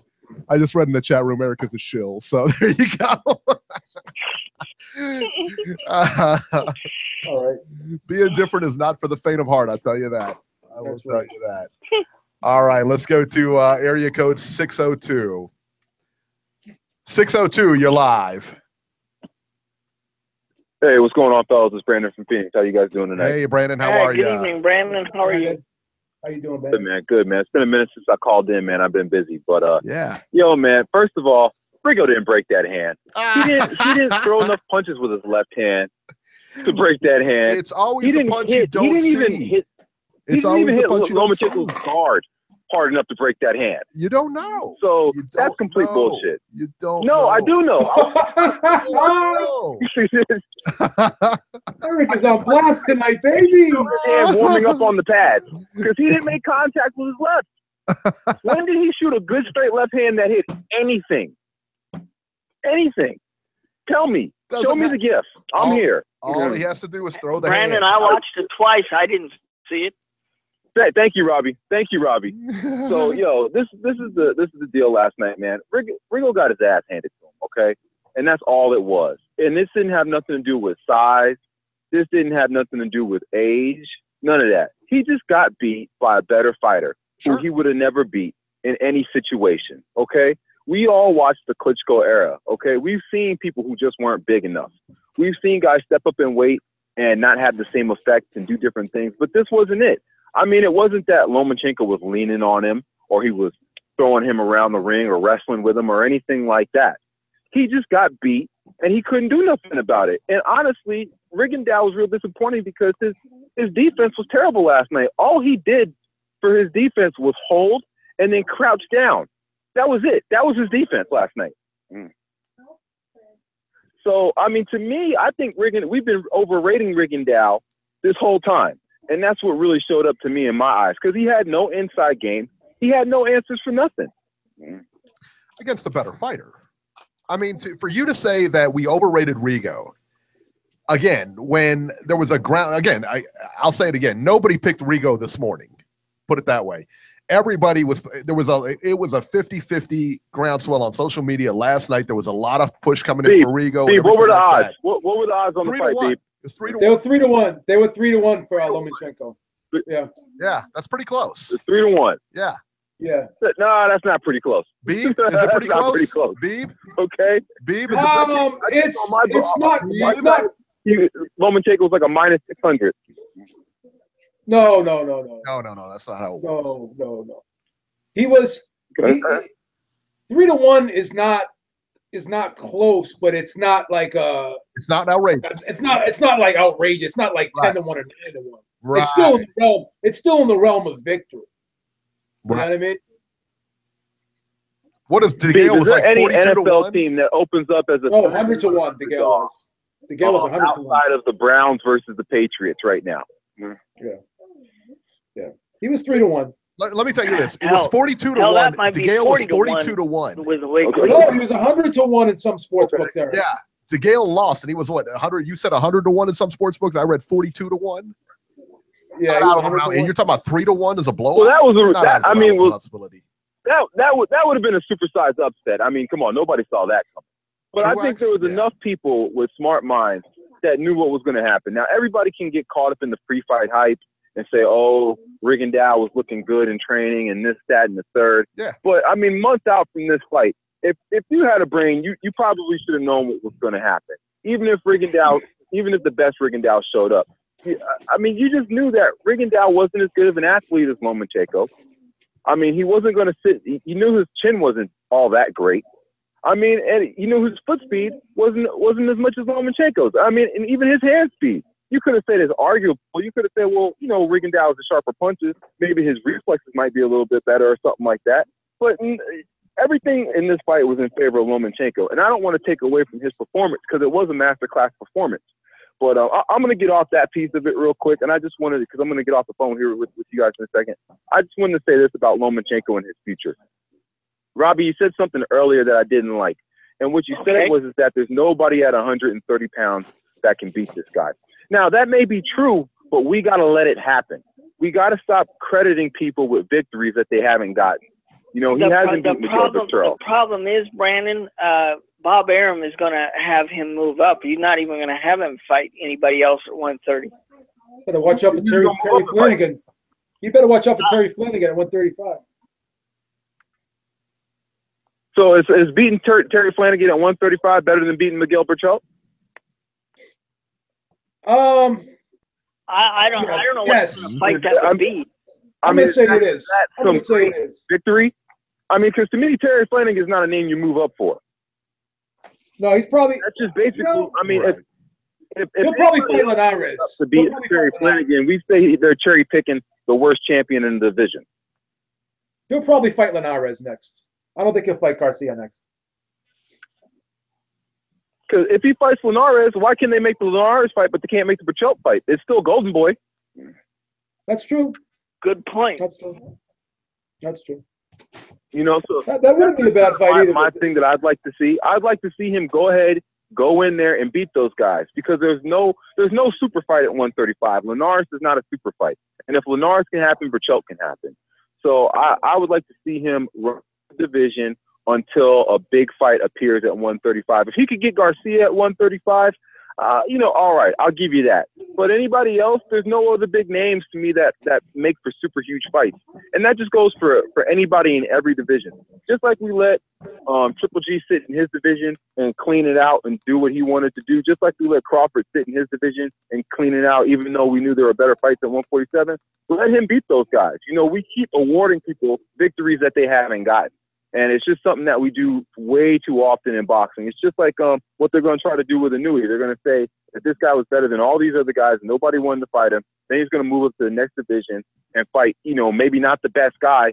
And then just because he's got some kind of clout, we're going to start calling him the best guy. And that's not how it should be. It should be earned in the ring, and you got to beat somebody. I agree. I think a lot of us are guilty. think a lot of us are guilty of jumping on the bandwagon too quickly. I agree with that. I've done it before in the past. Good points. I mean, That's fair. Like I said, I favor him against all those guys. I don't think any of those guys can beat him. I think Garcia beats him. I think Garcia can beat him. Let's let it happen, because the guy that beats Lomachenko is there's nobody that I see in the divisions close to him that's really got a good shot. I mean, it's going to have to be what Eric was saying earlier. It's going to have to be somebody, a crude fighter who just does not care. It's going to have to be somebody that's willing to take a couple shots but land his one, because Garcia has a shot, but I don't even know if Garcia's got enough speed. And once Garcia starts getting tapped, is Garcia going to want to walk through the fire? You know, I don't know that. I mean, that's still an open question. You know, a guy like Burchelt, it's going to take somebody just that's real, like a real hard man. It's going to be like a Salido 2.0 type of character. I said you need to have a little dog in you to beat this guy. Lomachenko. You need a little bit of dog. If that happened again. Yeah, you need a little dog to beat this guy. Yeah, you have some dog in you. Yeah, that's what it's going to take. It's going to take that. But anyway, man, that's pretty much. Oh, who you guys got? I'm picking Billy Joe next week. Who y'all got? Saunders. I'm taking Lemieux. I'm taking Lemieux. I got David. You're taking Lemieux. Yeah, I got Billy Joe. Canada. He's in shape. I go in native land. Patriot love. I got Billy Joe next week. Yeah, I do too. One last thing. I'm gonna get out of here. Did you guys see? Right. Did Eric? I think a while ago I talked about Daniel Dubois. Yes. What did you think? Did you see him this weekend? I did. He was awesome. That's a hell of a prospect there, man. For sure. I don't know if he's going to be good or whatever, but they've I'm got interested. two over there. One is Dubois, and then the other one is at heavyweight. And his name escapes me right now. They have two good, really top level prospects over there, man. Are you talking about the light heavyweight Yard, or are you talking about Tony Yoka? Yard. Mm-hmm. Yeah. Yard. You know, Yard can punch, man. I saw a few things this week because I just watched the fight today, and he looked. They got to give him some competition. You know what I mean? The gap in competition is so much, but I do believe in the power. I think the power is real. Absolutely. Yeah, he can put you away, man, for sure. So they both look good. All right, man. You guys have a good one, man. I'll try to get back at you next week. All right. All right, man. All right, be good. Good call, man. All right, man. Awesome call. Let's see here. Let's go to. Let's see here. Area code 281. 281. You're live. Hey, look out! It's your boy Ashley Knuckles, man. What's going on, Joe Beeb? What's up? What's up, Joshua? How you been, brother? Bro. What's good? Hey, I'm good, bro. Just tripping on last night's fight, man. You know what I'm saying?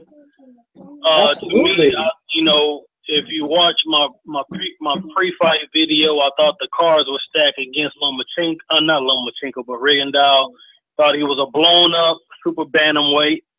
But I won't take no credit away from Lomachenko. He did what he was supposed to do. He did his job. Rigo is the one that wanted to fight. He got the fight, and he got his ass whooped. You know, that's the bottom line. He was a blown-up super bantamweight going up against a junior lightweight, and he saw what it was like at that weight. You know, just because you got this name and this illustrious Olympic pedigree, it don't mean to translate in the professional ranks. The professional ranks are not divided by a fighter's height; it's divided by a fighter's weight.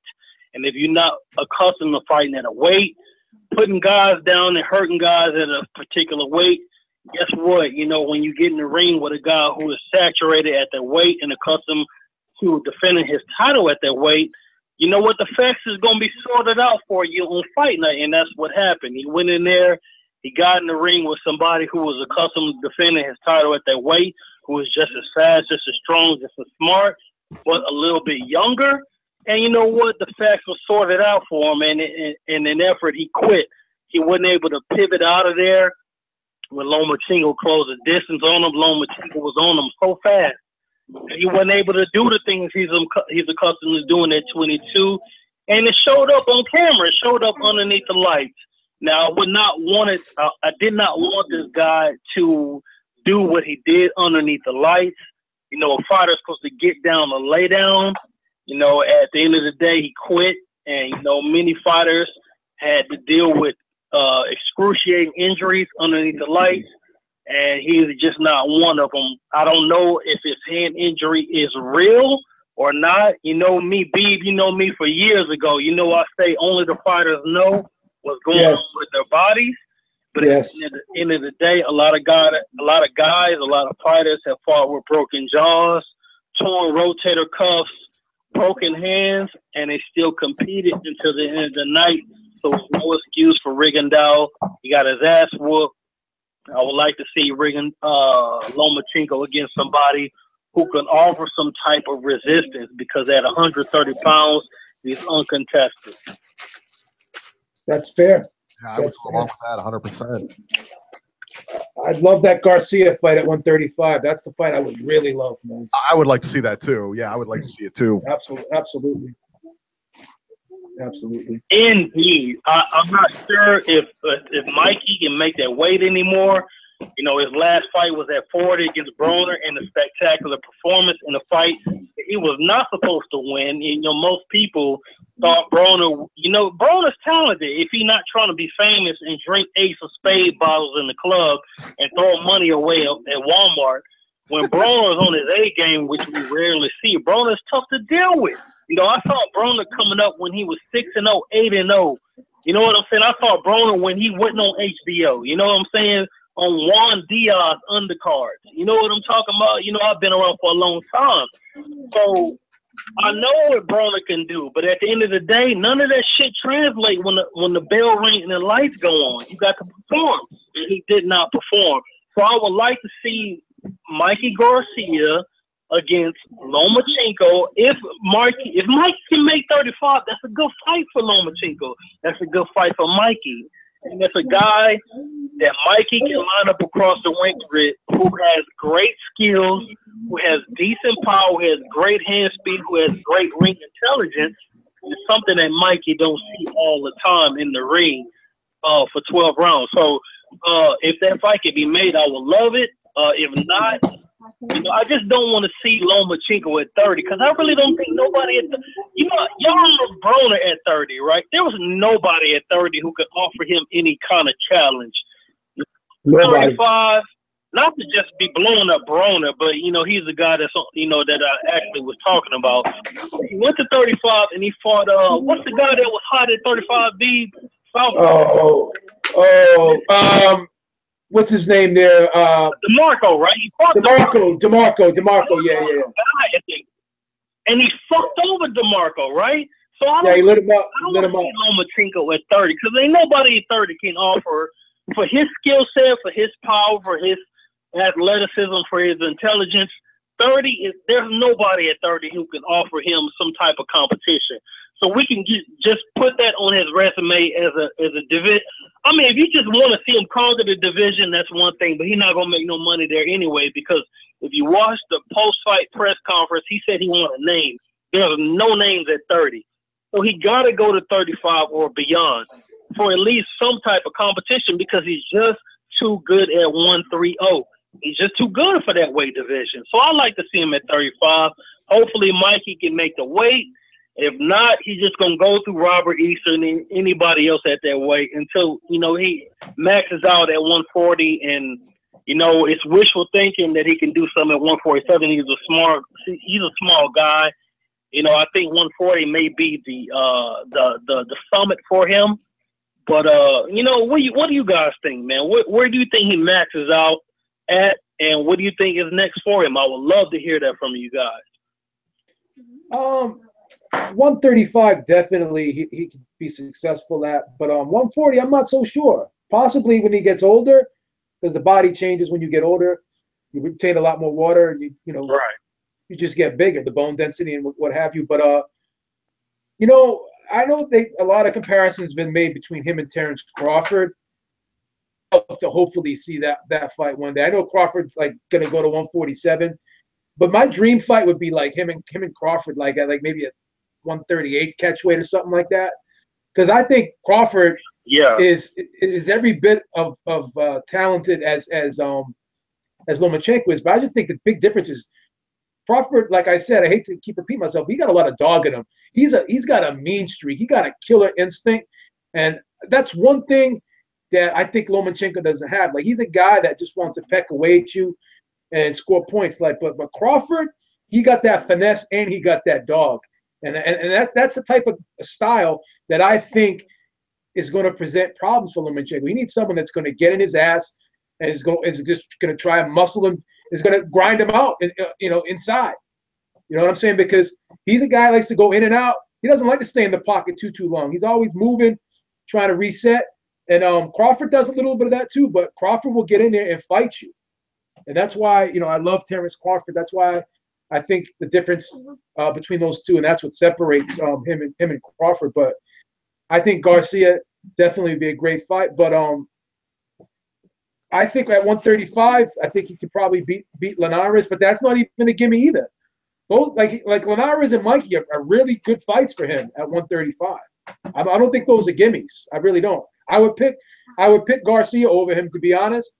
And I think that Linares fight, I would probably favor Lomachenko, but it's not out of the realm of possibility. A guy like Linares could do well against him too, because Linares is a great boxer.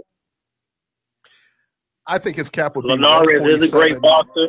Go ahead, bro. Go ahead. I was just going to say, I think his cap would be 147. I think he's got the style to be competitive at any of those weights, but I don't think he goes past 147. And I think at 147, depending on how he looks, because I think he frame-wise, I think he's probably big enough to go to 147. 20 minutes. He's not knocking anybody out at 147, but he doesn't have to. Yeah, he can do the Mayweather and Whitaker thing. I think he's that. Yeah, my only thing on him is I don't think he's a huge puncher, and I don't think he's a real physical guy either. And not that he has to be, but even like when we see a guy like Pernell Whitaker, remember that fight against Diabetes Hurtado? See how he finished that fight? Like even Pernell Whitaker, a guy who's not a huge knockout guy, he was a guy that would go after you too when he had you hurt. Lomachenko, he seems like he's just content on playing with these guys. He's not a big puncher.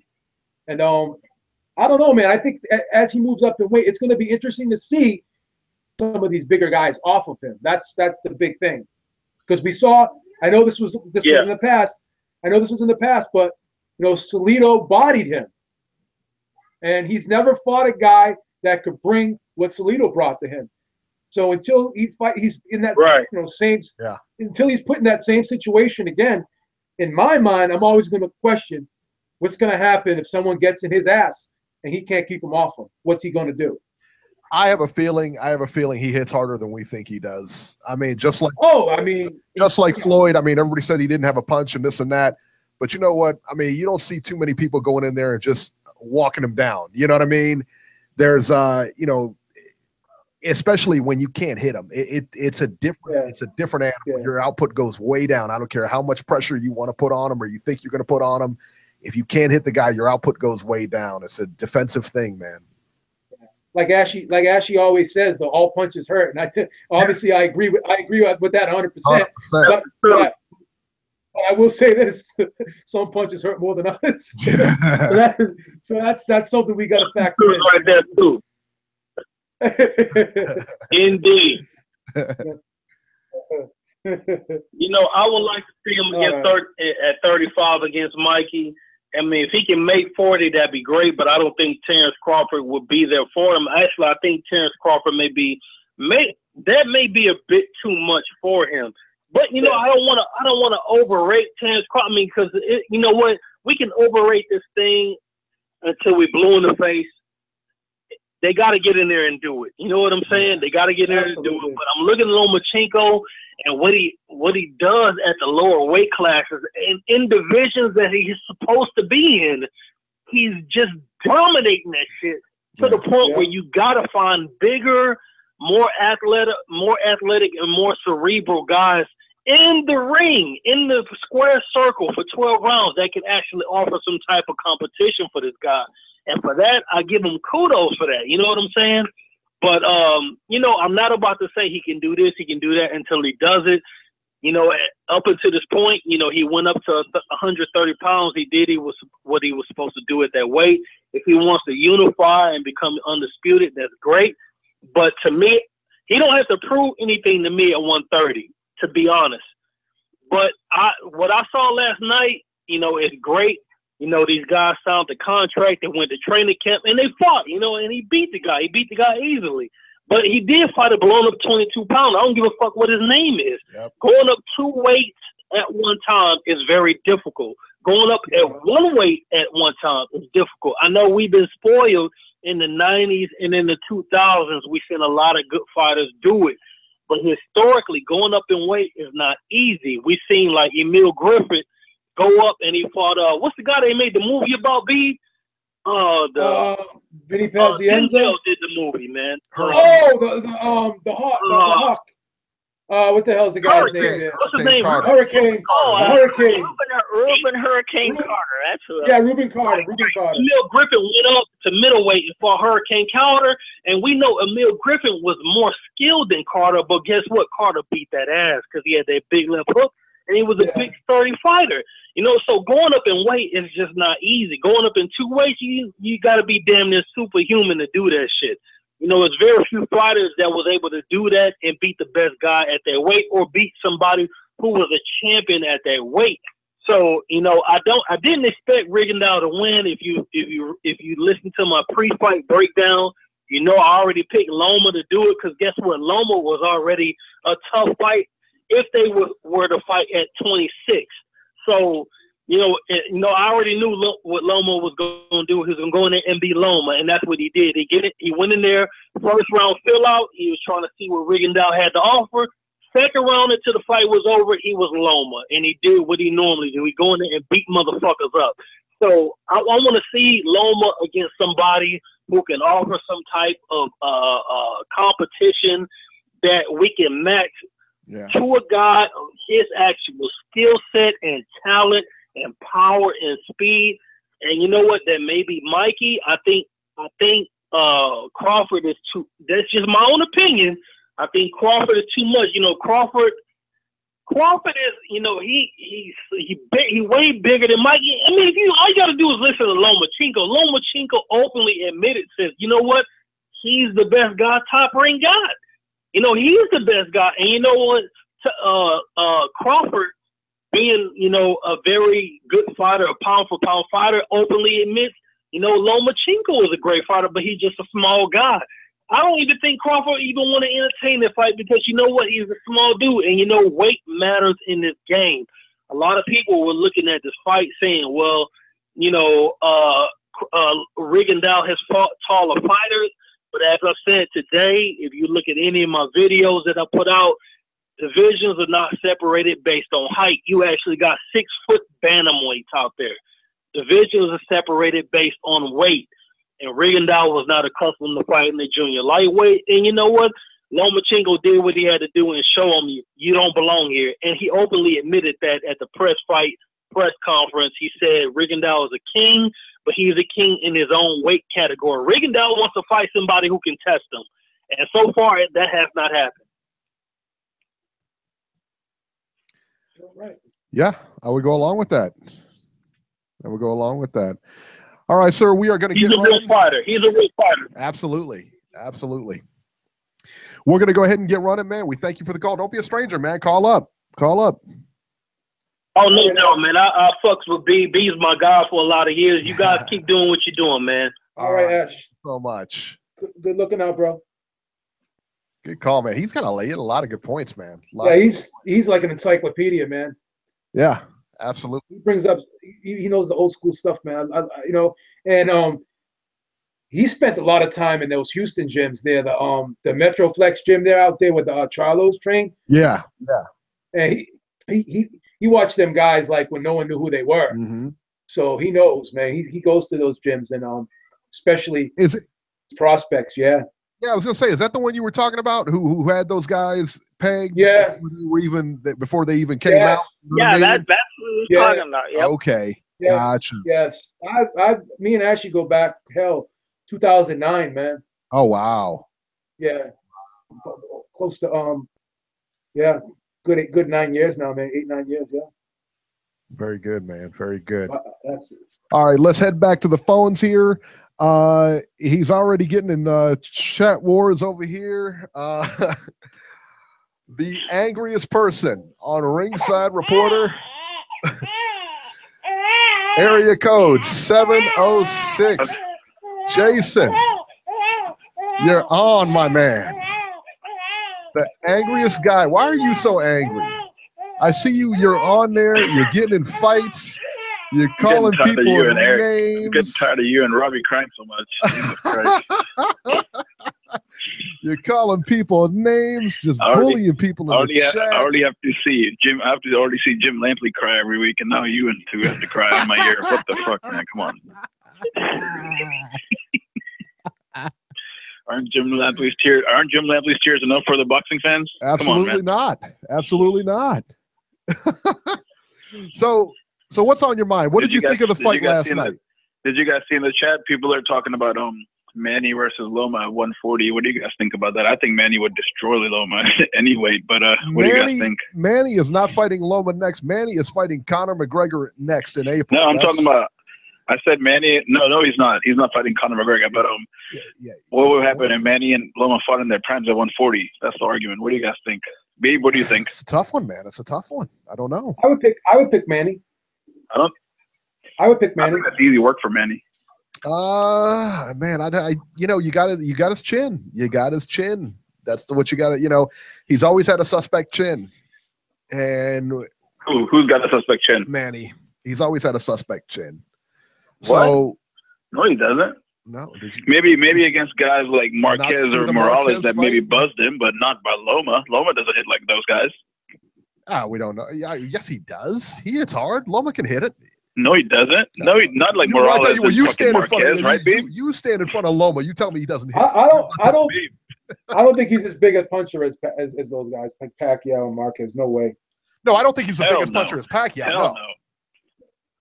No, he's definitely not. Pacquiao took fucking big shots to Margarita and Cotto. Eric, what are you talking? Eric, are you high or something? What are you talking about? Pacquiao took fucking shots to Margarita and Cotto. What the hell are you talking about?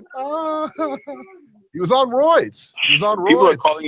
People are calling you a shill in the comments. I mean, I didn't know where that was coming from. But my feelings are so hurt that you guys called me a shill. I don't know how I'm going to sleep tonight. And what about our British tea-sipping brother talking about he wants boxing to be more like golf and tennis and F1? What did you guys think about that bullshit? Who said this? What was this? I missed it. The British robot, AJ, the British robot. He said he doesn't like what Parker did. It's kind of mean. He wants boxing to be more classy, like F1, Formula 1, and golf and tennis. What did you think about that, Beeb? I didn't hear that, but I don't agree with it. I mean, this is a mano-a-mano sport. This is a sport where guys want to hurt each other. Yeah.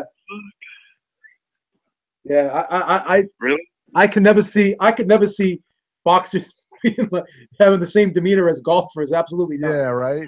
No way. You got to sell the fight. I mean, this is why So it's on YouTube. It's on YouTube. The video is on YouTube, and the article was on Boxing Team. Yeah. Oh, wow. You got to see. I mean, I tell you, they got to sell these fights somehow. So, I mean, if Tiger Woods started talking trash, I mean, everybody be all over golf. If you had a golfer that was going to, they don't get a lot of, that's how they sell the fights, man. You got to hype it up. Yeah. Did you guys enjoy the telecast without Teddy? I thought that production was perfect last night. Besides them walking the fucking ring walk like idiots. Oh, it was awesome. Horrible. It was awesome. And you know what, Beeb? I blame you for that because you went on that rant It was perfect about Teddy Atlas, and the next thing I know, he's off the air. It's ridiculous. I wrote ESPN a letter from Beeb Industries. Hey, I wrote it. The Beeb Industries letterhead had the Beeb Industries letterhead on top of it. Telling you, they know who Beeb Industries is. They listen to this show. They listen to the show. Although honestly, Teddy made up for it after the fight was over, man. Oh, yeah. They were arguing about nothing. Like, they both picked the same fighter to win, and they were arguing for no reason just to fill some empty air. They're fucking idiots. No, and then they was screaming and yelling like a bunch of idiots. Teddy is such a goofball. Oh, he's horrible. But Beeb, how come nobody's talking about that Loma's fought 2 fighters that are coming up to fight him, and 2 in a back-to-back. One was the 126-pounder, and now he's fighting a 122-pounder. That's back-to-back, and he's supposed to be the pound-for-pound king for fighting smaller guys? Well, it's why the fuck are you guys not talking about that? Because they were criticizing Crawford for fighting smaller guys, and he just beat a guy in Julius Ndongo who was much bigger than him. So I don't HBO, you know that Bill fucking Ward, they forced him to go up and fight Kovalev. Yeah. Yeah. I mean, what's going on? These Russians get protected like they're fucking gods now. And GGG, when they wanted him to move up one weight class to fight Ward, they're like, no, we can't do that. Come on, now, that's not right, man. Let him fight. Let him be 160. Let him clean that out. Come on. I mean, this is fucking getting ridiculous. This is 2 fights, 126-pounder and 122-pounder, and we're supposed to call him a legend already after 11 fights. That's what I turn to listen. I wouldn't call him a legend Jason, yet. It looks like Lomo will be moving up next, so you won't have that to worry about anymore. Who do you got? Who do they have at 135 at Top Rank? Who do they have? I don't know. Who do they have at 135? There's one. Who's that guy that a couple of weeks ago? Who's that guy that fought a couple of weeks ago 135? I think he was a Top Rank guy. He's pretty good. Oh shoot. Oh, you know what? I know who you're talking about too. I can't remember his name. Yeah. Is he a Vargas too? That Ramirez card in California? Yes. What's that guy's name? He was a Vargas too, wasn't he? Last name was Vargas. Oh, Francisco Vargas. Are you thinking of Ray Vargas? He's 122, Beeb. No, there's another guy. He's 35, right? Who? No, Vargas is 122. No, that ball guy that's top fights for Top Rank. That got popped a couple of times. You know, he got a knockout a couple of months ago or something. He came back. He was fighting for his immigration paper. Oh, that's Beltran. Ray Beltran. That's Beltran. Yeah, that's Beltran. Yeah, Beltran. Yeah. But he lost a fight, right, recently? Yeah, but it was Oh, he lost the fight though. Fight him. I don't know. I don't see anybody at 130 that can beat him. I'm looking at 135. I don't see anybody at 135 that can beat him. There ain't nobody there. I mean, there's better competition. So who do you guys think if he's moving up to 135, who's he going to fight? I don't know. I would like to see him fight Mikey Garcia. I don't know that fight can happen. I think Jorge Linares can happen. I think Flanagan can happen. Easter can definitely happen. Shafikov, Comey. I would like to see. Well, Aram's been talking like he wants to work with Al Heyman like every week. There was an article on Boxing Scene last week. He's like, we want to maybe do one fight with Showtime, and they can do one fight on ESPN and all that. So why can't it? But I know this is not going to be the first fight if he goes up to 135. It's not going to be his first fight for sure. Yeah, I would like to see that fight though. It should be. Also, did you guys they gave total tomato cans to fucking Stevenson and Conlon, like total tomato cans, and they still couldn't knock him out. With who? Stevenson? Stevenson knocked this guy out. Hey, the first fight was early stoppage. That guy wasn't fucking knocked. That guy couldn't. No, it was a bad stoppage. Yeah, I didn't like the stoppage, but it's still a knockout. Conlon though, I tell you what, that kid Conlon, was I thought was sharp. Those guys sucked though. Their opponents sucked. They were like horrible. No, I thought the guy that Conlon fought was pretty durable. I knew after the first round. He was. But he wasn't special. But no. But Conlon won every round. Conlon didn't impress me or anything. You didn't think so? I thought he won every round. I mean, he won every round. I thought he clearly dominated. But I was more impressed by the Argentinian guy. He was tough as hell. Yeah, he was a tough guy. But Stevenson, what do you think about him? I wasn't impressed by anything. Like maybe because the guy was so bad, I guess, because he was showboating. And I also noticed, like, even from the first round, Beeb, did you notice this? He's always fucking grunting and fighting with his mouth open, like screaming with every fucking shot. And by the second or third round, he's tired to me. Like that's fucking. I don't get that. Yeah. Why is that? No, even from the first round, you're fucking fighting with your mouth open and yelling and screaming, dude. What the fuck? I think that's an experience, man. I think as he moves along in his career, he's probably going to correct that because that's an experience, to be honest. Yeah. And the other kid, Ryan Garcia, the other prospect, he fucking flinches. He like closes his eyes when he fucking punches, and he's like really stiff too. So all these prospects, I don't know. I guess I'm comparing it to Floyd because Floyd was, when he was coming up in his first 10, 15 fights, he was fucking knocking guys out cold, like dropping them cold. Yeah. Like if you go back to his old highlights, these guys and the guys Floyd was fighting were tougher than these fucking bums that Conlon and the Stevenson and the Ryan Garcias are fighting for sure. Well, I mean, like I said, man, Floyd comes around once every so often. Guys like Whitaker, guys like Floyd, they come around once every so often, man. You don't see them a lot. That's for sure. I guess that's what I'm comparing them to, maybe. But what about Joshua Parker? Is that happening or no? And what about or Gigi Canelo? What's going on? I don't know, man. I tell you, I heard that Joshua Parker was supposed to be signed in a couple of weeks, and that they were really close to a deal and all this other stuff. So I think that fight does get made. Now, as far as Canelo Triple G, I'm hearing May 5th, but again, they're just stalling, and I don't know what they're waiting on. So who knows? What do you think about AJ saying 35-75 is not fair? He wants a little bit more. What's up? What do you guys think about that? Yeah, I mean, he's got to be realistic too. I mean, the other guy, could he do? He could do a 70-30. He could do 80-20. He could do whatever. But in real terms, though, he's got to understand that, look, man, these guys got a belt too. This is what you want. Sometimes you have to give a little bit in order to get that belt. Sometimes you're going to have to pay for that belt. I mean, he didn't mind paying for it with Charles Martin, who collected a big payday to go over there. So, he can make some of these splits. He can make some of this stuff happen. I think he's just I don't really get why the high purses and everything like that. Yeah, I don't understand it. I think he ought to just make the fight, collect the belt, and then. Yeah, well, Joshua walks all over Parker if that fight gets made. Oh, so 100%. It's not even close. He's probably gonna have a Tuckham like fight with him too, because I didn't think Joshua looked great against Tuckham unless he just overlooked him, and maybe he'll train harder for Parker. And he needs to lose some fucking weight. He's fucking huge and kind of too fucking muscular, man. Like Wilder is lean. Joshua is total opposite. He's fucking. Joshua's a big dude. He's like a freaking body. Yeah, he's big, man. I saw a video of him playing volleyball. He is the stiffest motherfucker I've ever seen. Dude. He has no fucking athletic ability. Like he couldn't even move like 2 feet to fucking hit the ball. Like he was so fucking slow. The dudes, like his assistants, his white friends were fucking more athletic than him playing volleyball than he is. Like I could imagine Wilder jumping like 6 feet to his left or right. That's how athletic he is. Joshua is fucking stiff as hell. What do you think when that fight gets made, when the Joshua Wilder fight gets made, what do you think the purse split is? Do you think it's 50-50 or do you think it's 60-40? Listen, this is what I wanted to say. You guys, nobody even mentioned this, so I wanted to mention this. You guys remember that fight before this Fury fight Parker had in New Zealand? Do you guys remember he had it in a small arena? There was like 3,000, 3,500 people there or something. You guys remember that? Who did he fight? I forgot. This indoor arena is like a shitty ass small arena. But you talk about Joseph Parker? Yeah, Joseph Parker. Who did he fight before Fury? He fought in New Zealand. It was like 3,000 people. It was in his fucking hometown in this country. It wasn't Andy Ruiz, you guys remember? Was it? You remember, Robbie? No, it wasn't a big name fighter. So he's selling 3,000 tickets in New Zealand in his hometown, and he's getting 30%.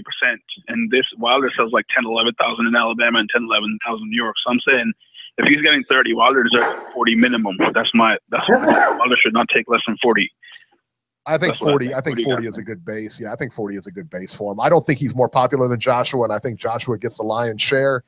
That's not even an argument. That's not even an argument. Fuck that. Yeah. So why should we even say that? That's not even an argument. No, what I'm saying is he should get the lion's share. He's a bigger fighter. But I think 60-40 is where you kind of draw the line. That's obvious.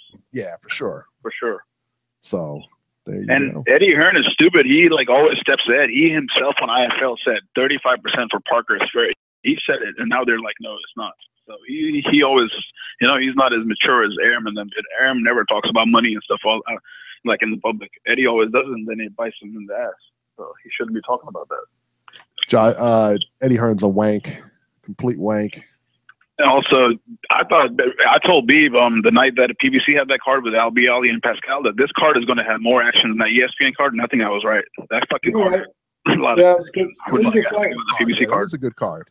That was a good card. You're right. Yeah, I agree. Good card. It was a good card. Albi Ali, he fought so fucking dumb, man. Who's his trainer? I don't know, man. That was surprising though. I didn't expect him to lose that fight. I thought he was going to win that, man. I thought he was going to win too. He had all the tools to win that fight. He has everything to win that fight. I was surprised. I was surprised it ended like it did. I was surprised. Pascal's retiring now too. Yeah, went out on a win. How about that? He was in love with his power, like most of these fucking these big middleweights are. He didn't use any jab, nothing, just freaking straight up. And Pascal was getting hurt in that fight too. Long ass hooks. Who? Who? He's getting hurt. I said Pascal was getting hurt in that fight too. Yeah, I thought Ali was getting hurt way more. Yeah, it turned out to be that way, like in the last couple of rounds before he got stopped. But yeah, early on, the first 4 rounds, I thought he was taking way more cleaner punches to the face. Like he had his hands down. He was like throwing looping shots, like just left and right looping shots. That's it. That's all he was doing. He was landing some good right hands though. And he's stamina. I thought he was landing some good right hands. What's that mountain guy? Hasn't he fought some other heavyweights also? That freaking guy that Ortiz fought? I've seen him somewhere before. Oh, that guy was terrible. That guy was He had no business in the ring with Ortiz at all. None. That's a lot better matchmaking than Luis Ortiz got on Matchroom. They put him in stinkers. Fucking. Yeah, because he knocked the guy out. I mean, yeah, it was a good showcase fight, man. Because I don't know if they got the guy at Home Depot or what, man. But yeah, he looked horrible. There was no way. That guy has fought some heavyweights before. I've seen him in there with somebody. I don't know who, but yeah, I don't know, man. Some big heavyweights. Yeah. But Beeb, what did you think about DeGale and Frampton, man? Back to back, they got matched tough after long layoffs by Frampton or whoever. Actually, Frampton, Warren said he didn't make that match, so I think Heyman fucked up. Bad matchmaking, both of those guys. What, the Truax fight? Come on, man. I mean, he's 100-1 underdog. Yeah, right. I mean, if he can't beat him, then he needs to hang it up. I mean, Truax. Who beat him? Who beat Truax? Who beat him?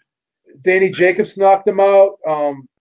What's his name there? Anthony Durrell knocked him out. Jermaine Taylor beat him. Yeah, he's been beat. But after 11-month layoff and a bum shoulder and broken up Jack, I don't know. Maybe it's a tough fight. And even that guy that Frampton fought, that dude was big. He looked like a freaking monster. Yeah, that was a tough. That's a tough fight, man. I was like, why is he fighting him after such a long layoff? I was like, wow. Oh, that's a tough fight. That was a tough fight for Frampton, no question about it. Fight like by a point. I mean, that was razor close, man. Oh my God. But if the fans are giving you a pass for a tune-up, why not just fight an easier fight anyway? Why not take the 20th guy like Luis Arias? Like Jacobs fought Luis Arias. What was Luis Arias' rank? Do you guys know? No, I don't know. He was ranked very low. He wasn't ranked high. Like 20, right? 20, something like that. Yeah. Well, Caleb Truax did, though. What do you think the guy DeGale fought was ranked? What do you think he was ranked, the guy that DeGale fought? Caleb Truax at 168. 10 if it was for a title fight, right? Yeah. Incidentally, at 168, we don't have him ranked. Did he have to fight the top 10 guy? Yeah, you can't. If you're going to defend your title, you have to fight a ranked contender. You can't not fight a ranked contender. Won't sanction it. You can't just pick somebody off the street, man. They got to be ranked. Yeah. So they can't be past number 10, or is that what it is? They have to be under one. I think the WBC has like a top 15. But I think the IBF does like a top 10. Top 10. I think Eddie Hearn. If DeGale would have gone with Eddie Hearn, he would have given him a softer touch. I think maybe given him less money, but definitely a softer touch. Same with Frampton. I don't know. Jason. Or maybe Big Pockets Eddie would have had the judges on his payroll like always. That would have happened for sure. Jason, we got to get running, man. Good call as always, right, man. Good night, guys. Thanks. All right. Let's go to, let's see here.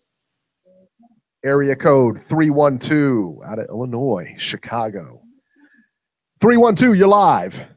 Fight Doctor. Fight Doctor in the house. What's going on, gentlemen? What's happening, man? I'm on Rick James status as always. Very nice. Very nice. Yeah. So what are your thoughts? What are your thoughts on the big fight? I'm going to reserve my judgment until we know what is going on with Rigondeaux's left hand. Now, apparently he fractured his left hand in the second round.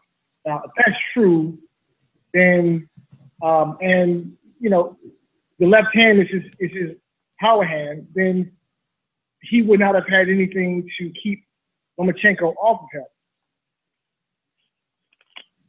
So what do we really know? I mean, if the guy honestly, sincerely injured himself in the second round, then this fight tells us nothing.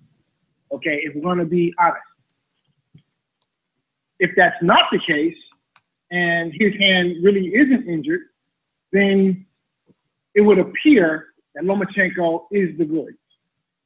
However, there's a question mark. Having said that,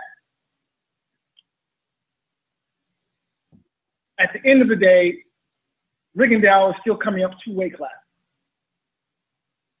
Now, if Lomachenko wants to cement himself as pound for pound number 1 and remove the question mark, because even if the injury was fake and he did beat Rigondeaux without any, injuries or whatever, there's still a question mark as far as who is pound for pound number 1, because I still think that Terence Crawford, his overall body of work is better than beating a guy as good as Rigondeaux is, better than beating a guy coming up 2 weight classes.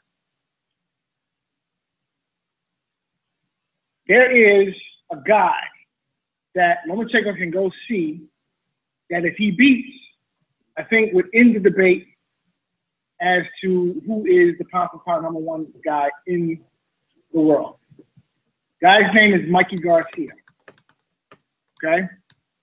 If Lomachenko can go up to 135, beat Mikey Garcia, then I think at that point, unless Crawford goes up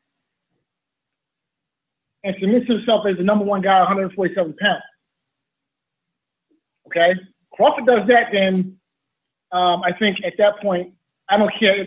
I think at that point, if Crawford goes up to 147 pounds, beats Thurman, beats Spence, he is the number 1 guy pound for pound. I don't care what Lomachenko does short of beating Terence Crawford at that point. Now, outside of Crawford going up to 147 and beating the aforementioned guy, there's Mikey Garcia. Lomachenko beats Garcia at 135 and he's pound for pound number 1, up until Crawford beats Thurman and Spence. So those are my thoughts. But Fight Doctor, does Bob Arum negotiate with Mikey Garcia, considering the way they broke up, and Garcia now is with Heyman? I don't think that. I would be surprised if the Garcia Lomachenko fight happens. I would be surprised. I don't think that fight's gonna happen. Because I think Arum realizes that despite all the shit talking, at the end of the day, he beat a guy with 1 hand coming up 2 divisions. His fight, okay?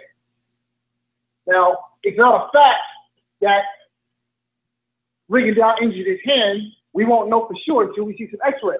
But if it turns out that his hand is fractured, then in fact, he would have beat a guy coming up 2 weight classes with an injured left hand, with no money punch, okay? So if that turns out to be true, then, I honestly don't think Arum wants to see that fight. Okay, because Garcia in reality will end the gravy train. It will be over. Garcia knocks out Lomachenko. Terence Crawford ends his career. Well, the problem you have with Crawford is Arum is going to be in the same boat. He's going to have to negotiate with Heyman if Crawford's going to get fight with Spence or Thurman. So how do you convince Bob to talk to Al? Well, see, there's a different dynamic there. I think where Thurman and Spence are concerned, those are winnable fights, especially the Thurman fight. Those are winnable fights for Terence Crawford. Now, I'm not saying that they happen, but I think Arum has a lot more incentive to make Crawford and fights with Crawford and Spence and or Thurman as opposed to making a fight with Lomachenko and Mikey Garcia. There might be more money in a Lomachenko-Garcia fight than there is in a Crawford-Thurman or a Crawford-Spence fight. But I think the reality of the matter is this. Garcia beats Lomachenko, whereas Crawford and Thurman, I favor Crawford Crawford Spence, I see that as 50-50, maybe slight edge for Crawford. So, you know, I think Elam has more incentive to make the fights at welter with Crawford than he does to make the fight at lightweight with Garcia.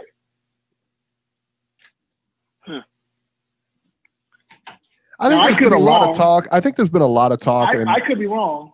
Kind of premature talk about, you know, Lomachenko and Rigo fighting. Again, let's not forget there's 17 pounds difference. That's a big deal. There's 17 pounds difference. Oh, you mean Lomachenko and Crawford, right? Crawford, Eric? I'm sorry. Yeah, Crawford. I apologize. Yeah. No, they are 2 weight classes apart. Now, here's the deal. If Lomachenko can drag up Rigondeaux 10 pounds, 2 weight classes, then why can't he go up 2 weight classes and see Terrence Crawford?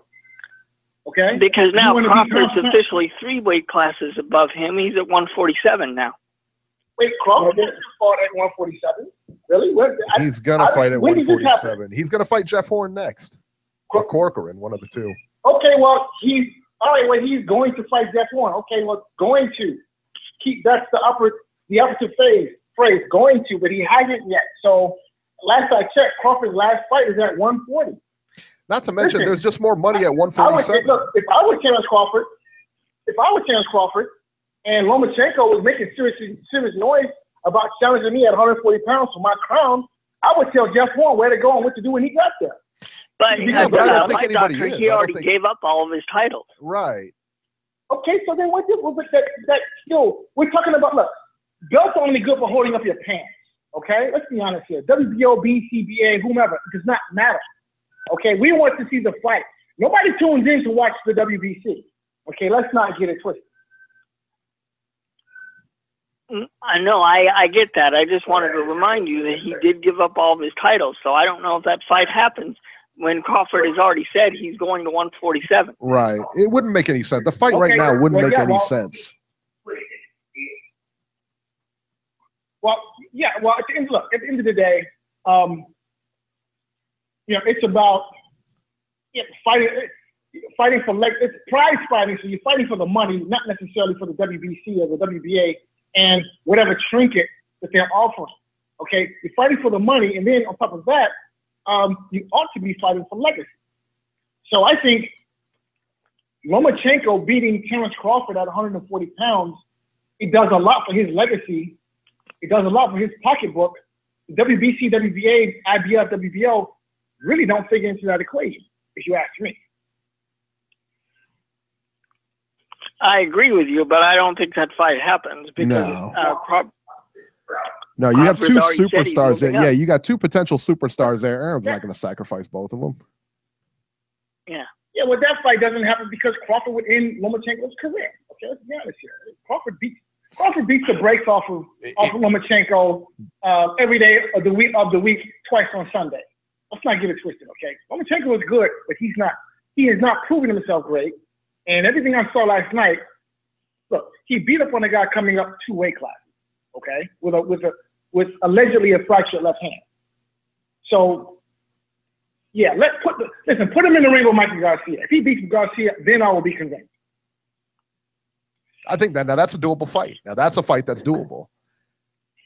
That's a fight that's 90 doable. seconds. Is Bob going to talk to Mikey because of the way Mikey left him? The more I think about this, yes, he will. If there's money to be made, yeah, they'll figure it out. They'll figure. We've seen it too many times in the past when you talk about, you know, when there's money involved, man, there's too much. Yeah, it'll go. Fight Doctor, we got to get running, buddy. Yes, sir. All right, man. Call back, man. All right, great call as usual. Yo, listen, real quick. Yes. 60 seconds.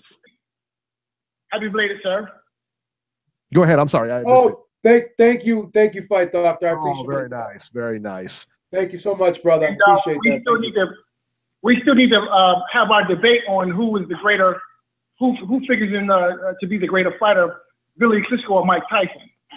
You've been good. Stop ducking me, son. Stop ducking. Okay, Fight Doctor. We'll hook that up. Yeah, catch you next week, Fight Doctor. And again, happy belated birthday to Beeb as well. Happy belated birthday. Thank you. Yeah, that's right. Yeah, for sure. All right. 804. 804, you're live. 10 seconds. Sounds like Corey's in the building. What's up, Corey? And he's not going to talk. Wow. Wow. All right, let's go to 508. And I think we got D-Style on the line as well. So D-Style, if you're on, just hang on. Georgie. What's happening, people? From this day, you'll be my new fool. All right, Georgie, let's talk about it. Man. Let's talk about it. What'd you think, Rigo? What'd you think? Well, listen, I just want to tell everybody out there that I'm okay. I check out in a mental institution, 48 hours, I'm on check. You know, I'm still crying about it, but I'm going to take it like a man. That's a big girl. I'm a little fragile. So you guys got to take it easy on me, man. Absolutely, absolutely. Man, what a disappointment. This man, bro, Rigo, quitting on the stool. He was injured. He was injured. Wow. I mean, it's just like jaw dropping, baby. I don't know what to say, because that's like, I give so much shit to fucking Walter when he did that shit, and now I check myself, I'm like, man, you should talk the same shit you talk about Walter, you know, to be fair. Just to be fair, because you know what is good for one got to be good for the other, and I'm really disappointed about it. I just really don't even want to talk about that, because for the most part, everybody catch L. The UK catch 2 L's. I catch a L. I mean, wasn't really a good week for me. So for the most part, that's all I got to say about Rigondeaux. Hopefully in another week, I can redeem myself and try to go back in the rankings after I defeat you, Eric. I'm going to challenge Beeb back. Georgie, let me tell you something. If you thought you had a lousy week this week, it is going to pale into comparison to the week that you have next week. Going against the undefeated guy right here, you have absolutely zero chance of beating me next week. Oh, my God, what's next? Don't tell me they're going to kill Luke Skywalker in the next game. Just to finish the year. Come on now. It's getting to that point, man. Don't worry, Georgie. David Lemieux is going to knock him out, okay? David Lemieux is going to get murked, son. David Lemieux cannot put this man to sleep. He should retire, bro. It should not be no decision. Just put him to sleep. Listen, Georgie, it's all over but the crying, all right? It's all done. David Lemieux is going down. He's going to lose a unanimous decision and embarrass. Oh, Canada, our home elated land. Like 2 weeks ago, the closer the fight gets, did you change your tune now, huh? America Junior, Canada. No way. Lemieux's going down, son. Yeah, the Canadian is going to be good old UK. I guess Beeb has to give up his Union Jack next weekend. I'm going to have the Maple Leaf next week. They're not looking good. If the UK take another loss, that's crazy though. I mean, that's what's really happening. I think Lemieux is just too strong for him. But who knows? We'll see what happens. You know, I don't want to emphasize too much on that, because probably I'm gonna lose. Who knows? Anything can happen. This shit is crazy. Right. Anything can happen. I mean, the sun can turn into a bran muffin tomorrow. That they did on that was some bullshit. I agree that Kevin won, but I don't think it was a robbery, Georgie. Man, that was a robbery. No, I agree that he won and he should have won. But you know, I don't think it was a robbery, because HBO had it scored 117-111. There's no way that was a 117-111 fight. That I agree with you, Robbie, all day long. You know how the fucking mafia on HBO be running shit and the bias there. But then again, there is bias everywhere. I was watching that the girl fight, and you Oh, it's horrible. From the UK. Oh, horrible. Ridiculous. Oh my God, was it bad? What the fuck, Beeb? You gotta get your enterprise on these people, man. Gotta talk to Eddie Hearn, baby. Oh, it was so bad. Well, that was actually It is. that was Frank Warren, but you know he was Too much. yeah, that was bad. Like halfway on the fight, I was watching it. I just muted. I couldn't take it no more. Richie Woodhall had a horrible scorecard. DeGale would land and then the Box Nation would show like replays of only like DeGale's flurries. They didn't show anything that Truax did. Oh, it was so biased. It was horrible. But this is what I always come here talking about, that these people, they put people in this pedestal just to make it look good and get the, you know, the fans and the cash on people who really don't know too much about boxing and get them hype and fill the stadium and drink the beer, you know what I'm saying? So they get these people, you know, because, you know, humanity is naive. As a group, we're naive. You know, as an individual, we're smart and shit, but as a group, we just get stupid. I don't know what the fuck is going on with that. That's some psychological thing in humanity. But anyways, I know you got some other guys on the line. It's kind of late, but I'm always, you know, trying to call and support you guys. Everybody out there listen, always give these people a thumb up. Like I said many times, that's all they ask. Doesn't cost anything. So thanks for listening to me, and I'll check you next week, guys. All right. All right, brother. All right, see, Georgie, good call. Thank you, Georgie. Let's see, get that pie ready, Georgie. You know, I feel bad. He had a bad week this week with Rigo going down. And I hate to pile on Georgie, but you know what? I'm going to. It's just the way it is. That big Boston cream pie is going to hit him smack dab in the face, and it's just going to drip, just drip, real slow. Never. Drip down Never. all over him. It's just not going to happen. All over, son. It's all over. I didn't notice you taking that pie bet. How about that? I'll take the pie bet.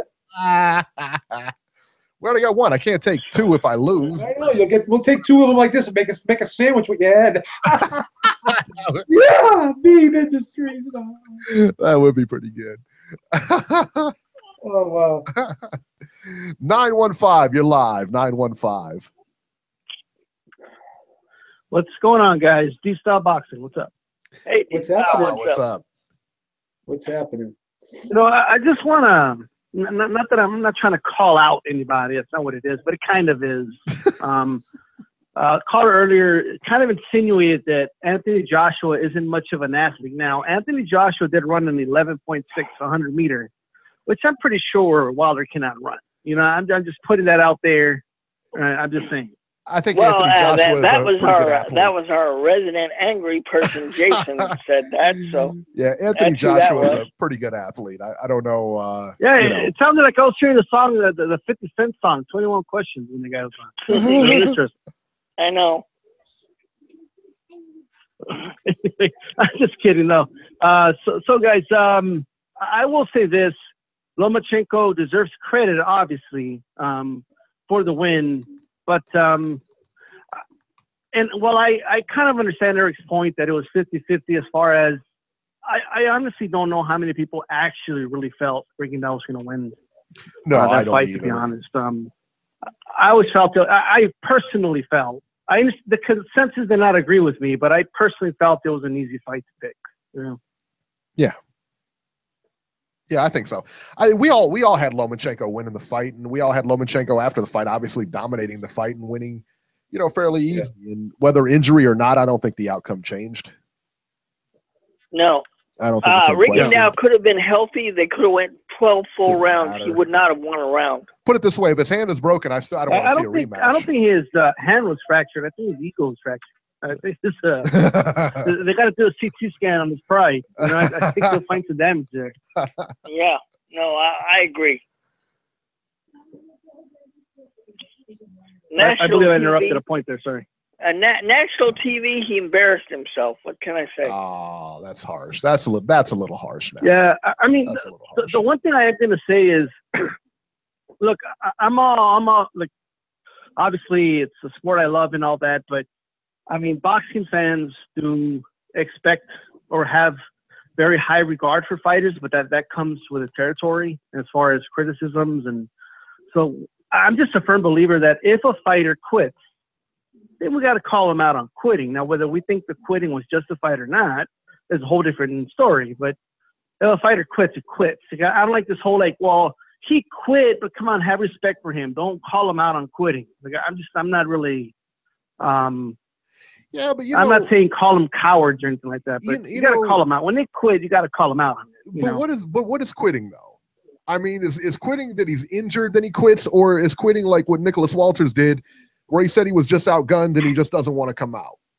To me, that's a little bit more quitting. Quitting means you want a way out of the fight. Okay, yeah, but we don't know that. He was injured. We don't know if he wanted a way out of the fight.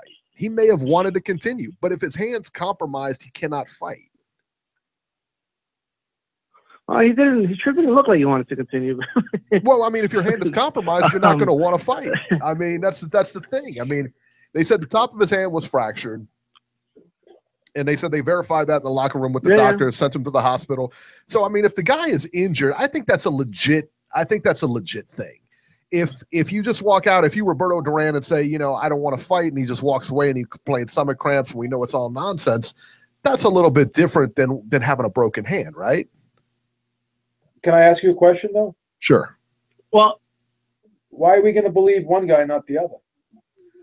Because it's been, well, number one, we can have the evidence here soon, whether he did have a broken hand or not. But number two, they said the same thing with Pacquiao and his shoulder. And proving are two different words.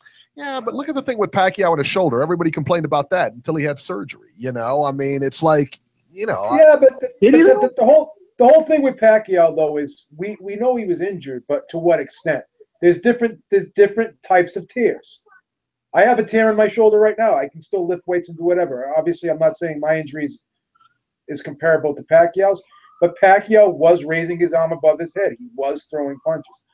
I'm sure he had a tear, but how bad was the tear? It didn't look like it incapacitated him or debilitated him. So we don't know, Again, I've made a request for the X-rays. When they come in tomorrow, we'll know. Yeah, and I don't think, and again, I mean, going back to Rigo's track record, again, we've seen him face adversity. This isn't his first time, in adversity. He's been knocked down, he's been roughed up, and he's always finished the fight. Why do we feel the need to question him? Because we've never seen him schooled like this before. No one's ever took him apart like this. But when he's 37 years old, everybody gets old in the night. And that's true, but maybe he just didn't want to deal with it. To call his reputation out. Regardless, he has a lot of pride. He talked a lot of trash before the fight. A lot of people sell the fight. I'm not going to call him a coward or anything like that, but maybe he was embarrassed and he just not used to feeling that way, and he didn't want to have to endure it for 12 rounds. That is a possible scenario. That's a possible scenario, but based on his track record, it's not. I mean. But he's never been beaten this decisively before. He's never been this outclassed by anyone. That's what I'm saying. Yeah. But when you say he's had adversity, I mean, it was adversity where he was ahead in the fight, or it was a very winnable fight. In this case, it was not a winnable fight. And it's almost like, I don't know if you said this, but it kind of comes off as, well, if he was in the fight, then it would be understandable him continuing. But since he wasn't in the fight, it's okay that he quit, right? I tell you, if you look at the fight. So basically, when you're saying that he's justified in quitting, that's all you're saying. No, what I'm saying is, if he's injured, that's a different animal than saying, than Nicholas Walters saying, I just don't want to fight anymore. That's a different animal. You're talking about an injury. You're talking about a legit injury. You're talking about a hand fracture. That's a legit. But you know what people were saying, right? Well, when Walter said that, people were saying, well, why didn't Walter just lie and said he pulled a muscle, he broke his hand? Mm-hmm. So right, but who's to say that that's how it's happening right now? But it's possible. I mean, is it possible? Of course it's possible that he lied about it. Yeah, it's possible. But I'm just saying, given his track record, based on his body of work, based on what we've seen him do in the past, and what kind of fighter he is, it doesn't make a lot of sense for him to lie about it. So let me ask you this, Eric. If this was the fight with Nonito Donaire, where he's dominating and he breaks his hand, allegedly, does he continue fighting? I don't know. Look at Klitschko when he fought Chris Bird. Remember, Vitaly Klitschko when he fought Chris Bird? Correct. Shoulder it. He was way ahead on the cards. He was winning the fight. and he took criticism for that. I mean, you know, he did, but you know, he may have the done way of the wind. But he may have done the smart thing because he came back at 100%. And he was able to dominate everybody and all that other good stuff, you know. But he did take some criticism for it. As a fighter, you have to balance out whether it's worth it or not. That is the way I see it. Sure. So if I it's agree. a smart thing to do, then that smart move better be worth the criticisms you're going to receive, because you could always make up for that. Klitschko obviously did. Yeah. Right. But what I'm saying is, if a fighter quits, there's different reasons why a fighter will quit. I just think that there seems to be this. Maybe it's such a negative word, but it's like people don't want to use it when it comes to Rigondeaux. It's like, well, he had to pull out of the fight because of the injury. Or I think, but at the end of the day, it was his call. Like, the doctor didn't stop it. The ref did not stop the fight. The ref didn't stop the fight. And I don't know. His corner asked him. I know his corner asked him, and his corner ultimately stopped the fight. But he actually stopped the fight. But again, he thinks his hand's broken. To me, that's good enough. And I mean, you know, could he have fought with a broken hand? Yeah, probably, maybe. Yeah, I'm sure he could have. But in a fight, like I said, I mean, when you're compromised, it's your power hand. You're not gonna, you know, what are you really gonna prove by finishing that fight? Well, how old is he again? 37 years old. Yeah, he's 37. He's waited how long for a fight to this magnitude? You know, it's not going to come again like this fight. Yeah, that's true. Like this basically. But he waited 37 years. In a way, we could say it's unfair, but it kind of damaged his reputation. This fight. Oh, 100%. Yeah, either way, I mean, in public opinion, he quit and he's going to get crucified and everything like that. I just try to come at it from a little different perspective, you know, saying that, you know, quitting is kind of a harsh term, especially if he was indeed injured. I guess the thing is this: the circumstances were such as he was losing every round badly, and he did look like he was discouraged, and he looked like he was frustrated, and it does seem convenient to do what he did under the circumstances. Yeah. And as Eric said, I agree 110%. If the fight was close and competitive, he probably would have finished. How many times do we see in football, though? How many times do we see in football a team's getting beat 30-0, and all of a sudden the quarterback goes down? Does anybody question? I mean, nobody questioned that he didn't get hit or he wasn't injured, and he gets pulled out of the game. Yeah, but nobody questions he was faking in boxing, like, these are warriors. We hold them at a much higher standard than a football player. You know, like, we could say that's unfair, but that's how we hold boxers. I see what you're saying. That's why I definitely many people, it's their favorite sport, because we hold boxers to that standard. Mm-hmm. Yeah, I definitely see that point. In other words, what I'm trying to say, the gladiatorial nature of boxing is why it's such a popular sport. I mean, sure, it's lost popularity and all that. I get it, but that's why it's lasted so long. If every time a boxer gets an injury, they stop a fight, I mean, half of the fights wouldn't be finished. I mean, if fighters pulled out every time there was an injury, we would never get fights. You know, it's when we become fans of the sport, we take the gladiatorial nature of it and the brutality with it. It's like we're married to it. Pretend doesn't exist. Because of what he did last night, we'll never see Rigondeaux on U.S. TV ever again. Yeah. And then we could say, well, that's unfair because X. Well, what about all the other fighters that have broken their hands and they keep fighting? You know, like, I'm comparing him against his peers, not ordinary people. Like I get knocked out in 30 seconds against Lomachenko. Like, you know what I mean? Like, I'm not comparing him to me or ordinary people. I'm comparing him to his peers and to the history of boxing, man. These are guys that have gone through a lot in the ring. And Wilder, I think, fought with a broken hand. Not that long against Arreola, and he finished the fight. I mean, Mayweather injured his hand several times. Yeah, Andre Berto tore his bicep once. I mean, and point taken about the whole Klitschko thing, but Klitschko did take his criticism for that. Right. And he had to, in a way, make up for it. He made up for it in that Lennox Lewis performance. Why? Because he didn't want to. He did not want to stop fighting. Even though they looked at the cut and the doctor said, no, I'm not going to let you continue. But he won the public back with that. And Rigondeaux has to do something like that now. in my opinion. Yeah, he's going to have to. I mean, he's definitely got his reputation is definitely tarnished for sure. And if he does fight again, which I don't see a reason to, then yeah, he's going to have to get in one of those. He's going to have to definitely make it up in the court of public opinion for sure. And I want to know, well, why is Beeb betraying the UK? What's up with this? Yeah, what's up with that, Beeb? Just for 1 week. Just for 1 week. I you know. Yeah, what is up with that? Billy Joe Saunders, an Englishman, and you're completely going against him. Just for 1 week. Just for 1 week. Just for 1 week. Beeb has betrayed the UK. No. Just for 1 week. Just for 1 week. You betrayed the UK for 1 week. For 1 week. For 1 week. I will wear the Mountie hat next week. You think the British people will be Teddy okay with that, Atlas, Beeb? I don't now think the so. UK. That's right. He's Brett the Hitman Beeb. There you go. Yeah, that's it. Yep. Yeah. Oh my goodness. That's all I got, guys. All right. See you later. All right, man. Good Thank call. you so much. Later. Good call. Peace. Good call. A lot of good points there. A lot of good points there. Yep. All right. All right. On the undercard of James DeGale, we haven't gotten anywhere, man. The undercard of James DeGale, we had Lee Selby versus Eduardo Ramirez. Absolutely. I love the calls. Yeah. Calls tonight have been great, man. Lee Selby wins a unanimous decision over Edward Ramirez, 118-110, 119-109, and 116-112. Orlando Salido and Mickey Roman, we kind of went over that fight. Mickey Roman knocks him out in the 9th.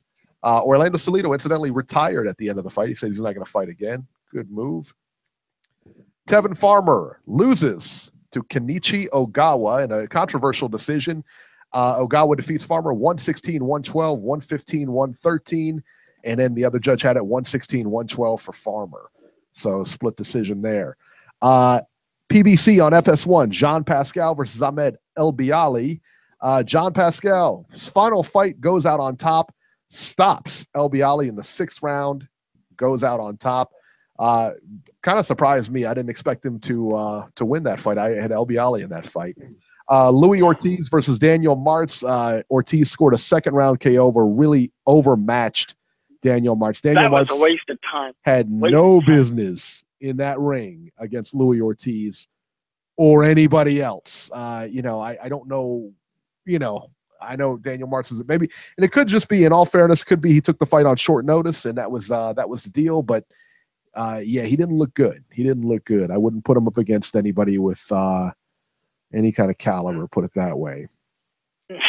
No, it was bad. All right, let's go to the fight schedule for this week. Upcoming fights. Let's see here. And we have one coming up on Wednesday. Yes, you heard that correct. Wednesday. Yeah, this is unbelievable, from folks. Brisbane, Australia on ESPN. Jeff Horn versus Gary Corcoran, 12 rounds for Horn's WBO welterweight title. And it will be at 6:30 a.m. Eastern time on ESPN Wednesday. So set your DVRs. They will also have a later replay of it. So if you miss it, don't worry about it. This is one of those fights. So that's on regular ESPN? Okay, wow. Yeah. Am I missing something here? Am I missing something? Because Katie Taylor is fighting in London on Wednesday as well versus Jessica McCaskill for Taylor's title. I don't. Is that? I mean, is it a holiday there? Am I missing something or? I don't know. I don't know. We need that baby boy to help us out. Yeah, you're a resident British guy here. I gotta call Eddie. You gotta confirm what's going on. He's still trying to get the CAT scan from. Wait for that fax. That's right. On Thursday on ESPN2 from Indio, California, Diego De La Hoya versus Jose Salgado, 10 rounds junior featherweights. Oscar De La Hoya still treating him like a stepchild, man. What is he doing? So there you go. That'll be on Thursday on ESPN. Okay. And then Friday, Lancaster, California, Fox Sports 1. Jesse Vargas versus Aaron Herrera, 10 rounds welterweights. That ought to be a pretty good one. Diego Chavez versus Jamal James, 10 rounds junior middleweights. And Bob Molina Jr. versus Ivan Redkach, 10 rounds junior welterweights. I'm not crazy about that one. Yeah. Also, too, from Russia, on that same fight. You'll probably have to YouTube this one. Alexander Povetkin versus Christian Hammer, 12-round heavyweights in the steroid bowl here. Yeah, no drug test required. Yeah, man. They're just going to get it on. Exactly. Unbelievable, man. And then the big one on December 16th, Saturday, from Quebec, Canada, Beeb's newly adopted country. Billy Joe Saunders versus David Lemieux, 12 rounds for Saunders' WBO middleweight title. Antoine Douglas on the undercard versus Gary O'Sullivan, 10 rounds middleweights. And Cletus Selden making his return again, just quick turnaround versus Ulysses Jr., 10 rounds junior welterweights. Let me see if there's anything else on here. No, that's it.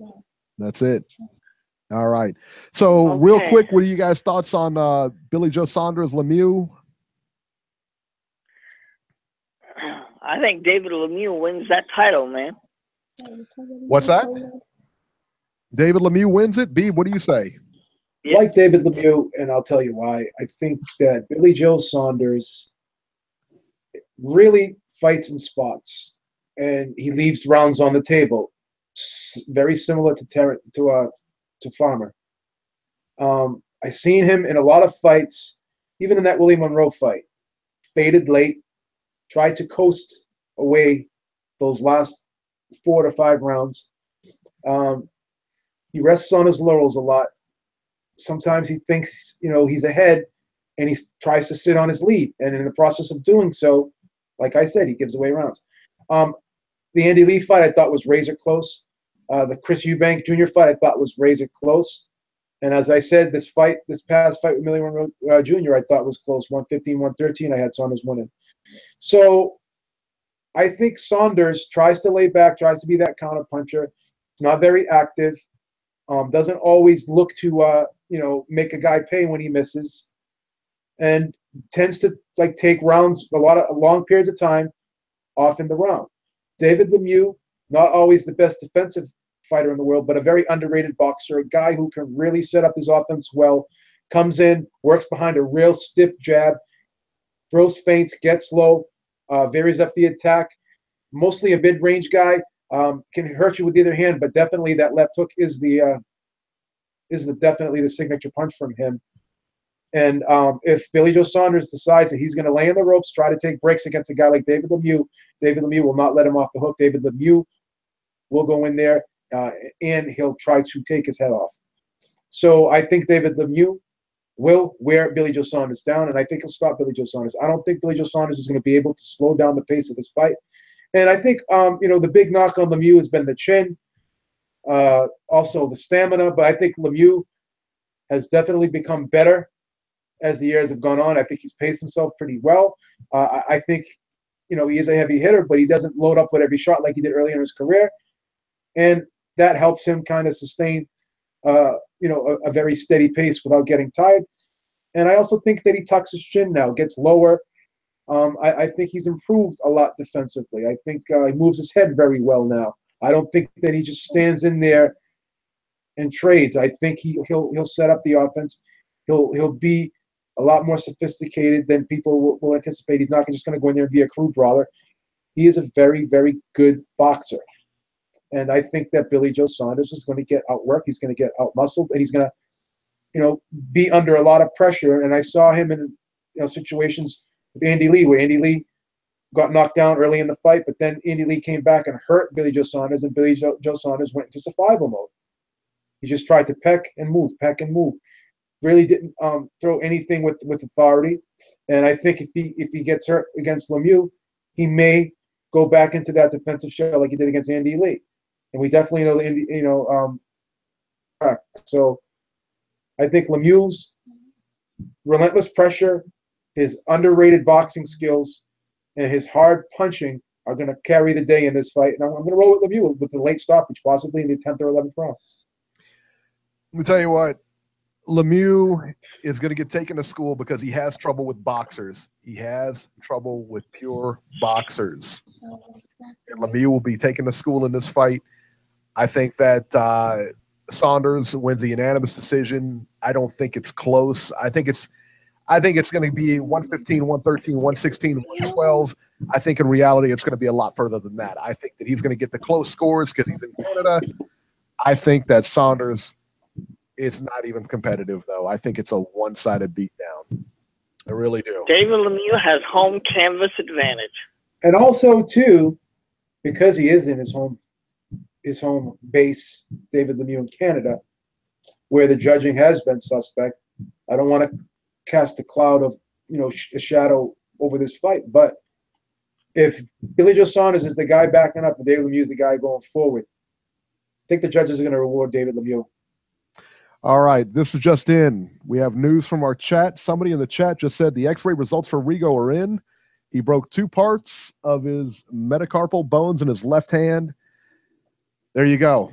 There you go. Hey, I don't know who he is. I don't know where he got the news from. But hey, you know what? I just got it. It just came in. Linda, thank you. Yeah, he did. That is true. Is that true? Confirmed. It's confirmed. Wow. You got the facts. Just got the facts in. He just got the fact. Listen to Beeb. Is that real? Somebody just asked, is that real? I have no clue. I have no idea. I don't know if that's real or not. He's still quitting. He's still a quitter. Oh, God. I don't know if that's true or not. Guys, don't run with it because I don't know if it's true or not. So there you go. All right, before we get on to our news and rumors, everyone knows our friend Wingy from Wingy Boxing. He's got a new show called Wingy's Boxing Bites. You can get it on SoundClouds and iTunes now. The podcast will also be available on our channel as well. So just subscribe to Ringside Reporter on iTunes and download it tomorrow. We'll have it available tomorrow. So there you go. All right. Did we do the train wreck yet? Not yet. Not yet. You want to do it? Let's do it. Because Brianna wants to do it. Go ahead. Brianna, get it on. Let's do it.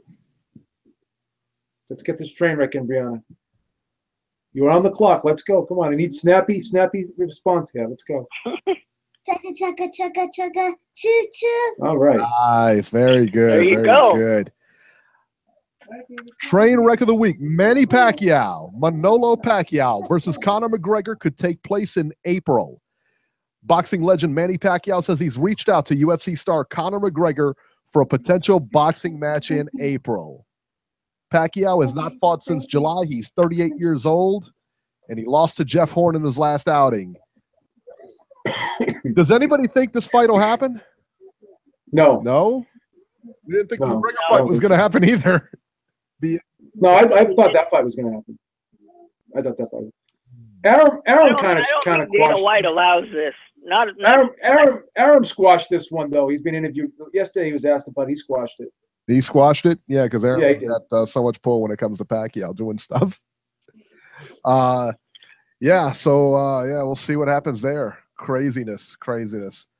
David Hay versus Tony Bellew is scheduled for May 5th.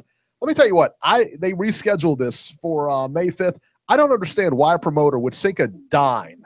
I agree. This guy cancels more fights than anybody. He's injury prone. You have no clue. Now, if I'm Tony Bellew, why would I agree to this? Why? Yeah, well, I don't know. That's a good point. I said, you have no clue whether he's going to be ready to fight or not. He can't even walk a flight of steps without getting injured. I mean, that's how he injured himself this last time. He walked a flight of steps. He fell down. And why Tony Bellew stands for this, I have no idea. Eddie Hearn is a giant wank, is what this boils down to. All right.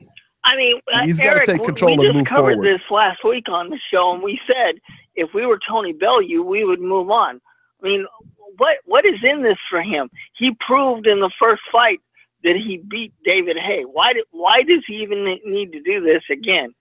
I don't know. I don't get it. I don't know. It was a one-sided fight. It was a one-sided fight, though. It's tough, man.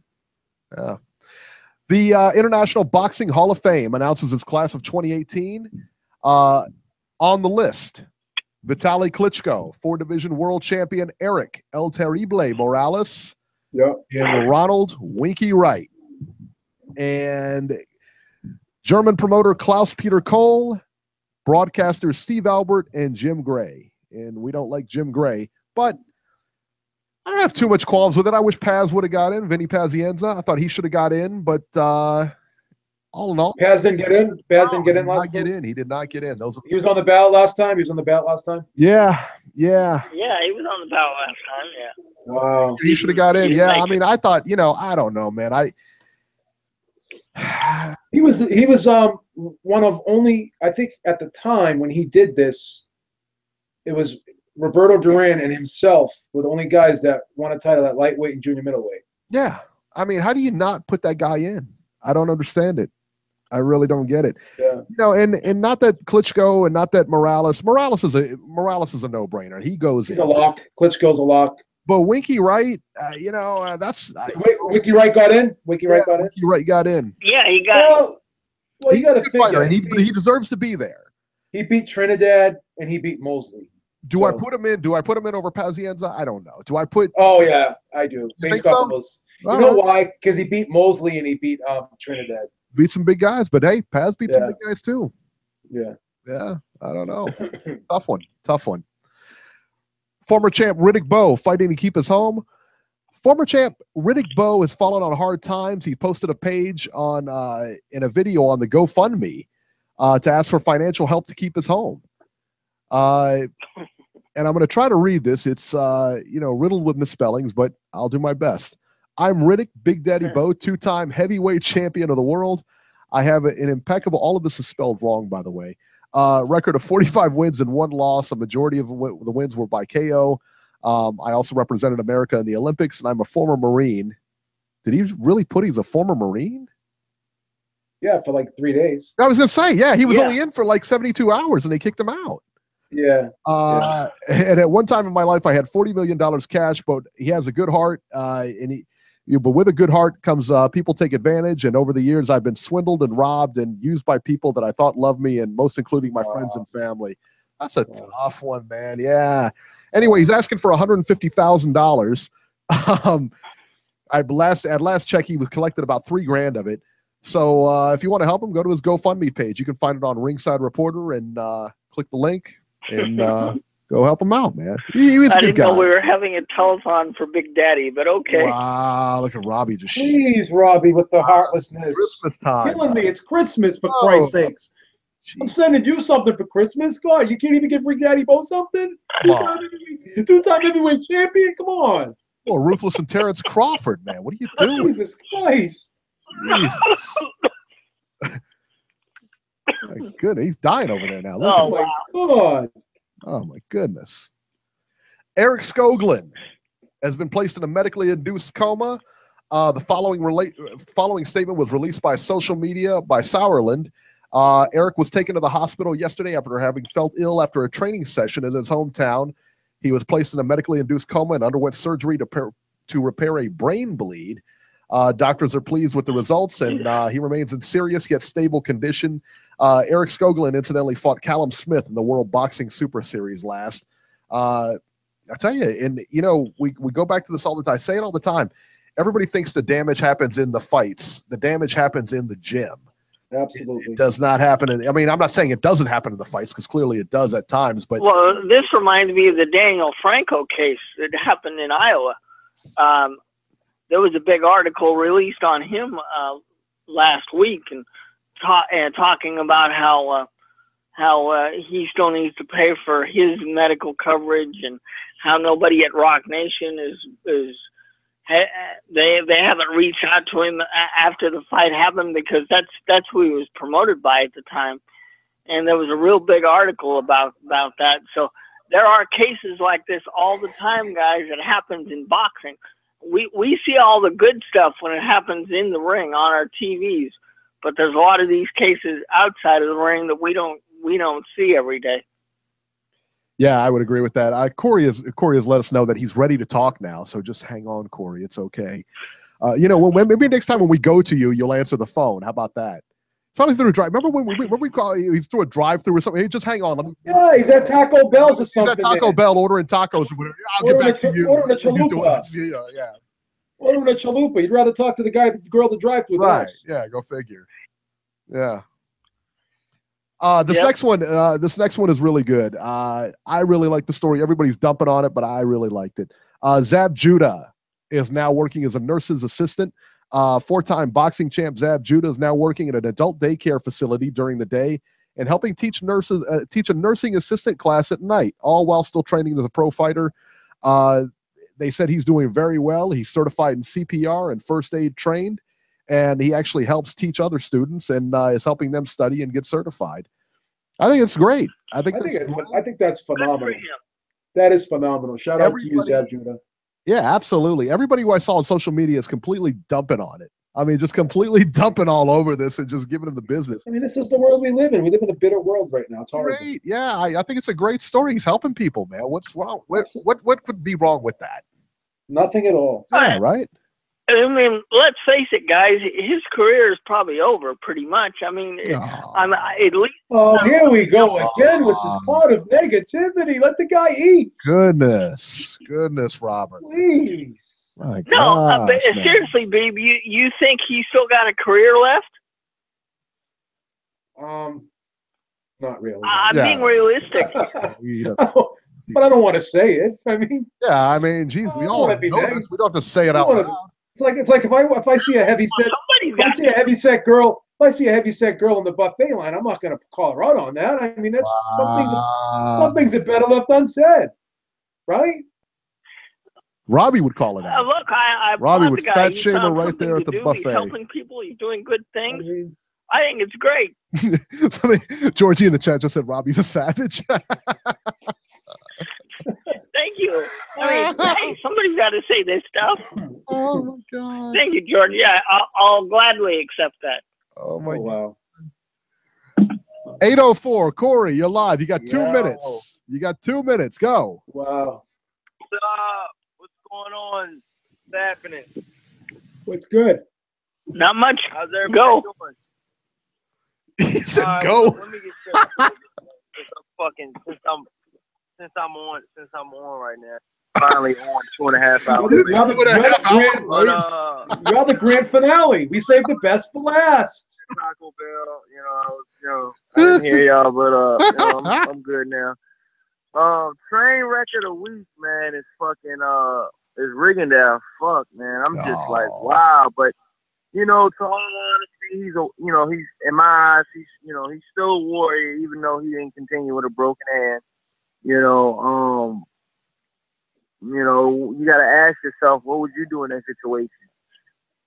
Half of the callers and half of the bloggers and half of the guys writing shit in the chat wouldn't even step foot in the ring. That's half of it right there. That's exactly what we said earlier. The other half is actually trying to win a fight, And if you look at it, because I studied that fight, I watched the fight 3 times already. So that should tell you something. I never watched the fight. The only fights I really watch is David Lemieux. But and David Hay. David Lemieux and David Hay, man. David, what's up? David is a good name, I guess, knockout artist. What can I say?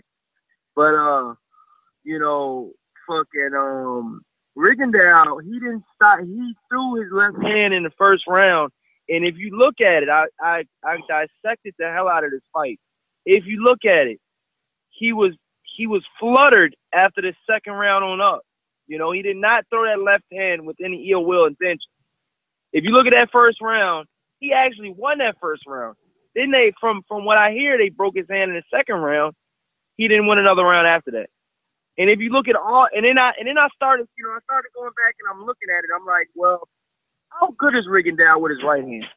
So I looked at him. I looked at some of the other fights, and I'm left-handed. I'm left-handed. So when I spar,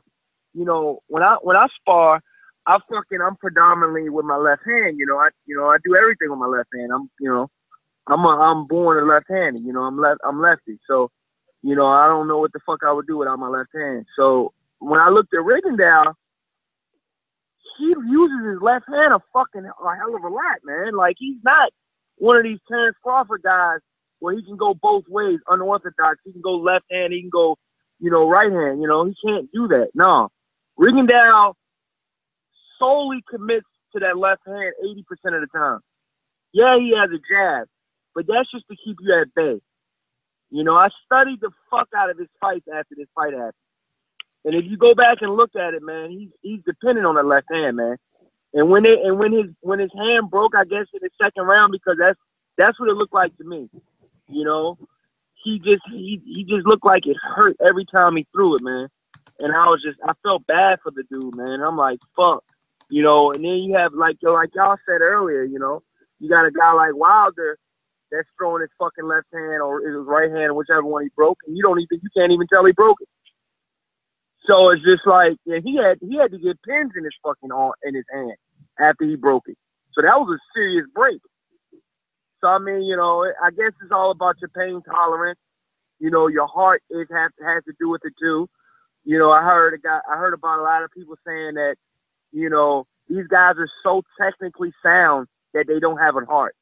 And I'm just like, wow, you know, I don't know how much sense that makes, but I've been hearing that lately. Like, they're so technically gifted, and they, you know, they're technically savvy and all of this, that they don't have a heart. Like, you know, when it comes down to the nitty gritty and the fighting, the fights being brought to you, you know, a lot of these technical guys freeze up, you know, from what I've been hearing, you know, in other chats and blogs and shit. And I don't think that's true, man. You know, I don't really think that's true, man. You know, I think Rigondeaux does have a heart, but I mean, you know, and this is another thing, man. Like, when is he gonna ever get a fight like this again, man? I know he probably, like you said earlier, Eric, you know, it's like beating the cat while it's down. You know, it's already down. It's, you know, it's not gonna win. Yeah. You know, should he have fucking, you know, put it up in the 6th round, or should he let it go 12 rounds and just get beat up more? Because to be honest with you, I don't think he would have won another round after that, after the 6th round. He didn't win a round after the 1st round. He broke his hand in the 2nd round and didn't win another round after the 2nd round. I mean, after the 1st round. And it's just like, you're losing five. Like, just imagine being in his shoes. You want to throw your left hand. That's your fucking baby. That's 80% of your blows, especially your power blows, is coming from your left, and you don't have it anymore. Mm-hmm. That's done. That's exactly what you got to go to plan B. Rigondeaux does not have a plan B. Terrence Crawford has a plan B. Right. And C and D. A lot of these other fighters have plan Bs, have plan Cs, have plan Ds. You know, yeah, we praise Rigondeaux, but when we look at Rigondeaux and we break him down, what could he really do without his left hand? We know what Terrence Crawford can do without his left hand. We know what Danny Garcia can do without his left hand. We know what Lomachenko can do without his left hand.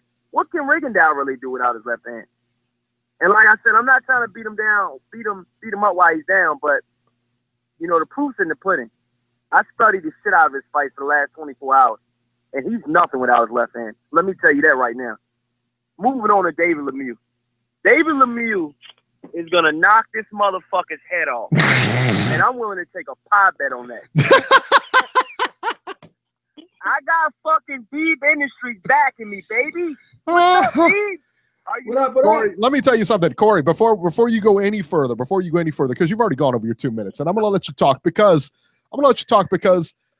your first part of your conversation there, 90% of what you said is what I said at the beginning of the show.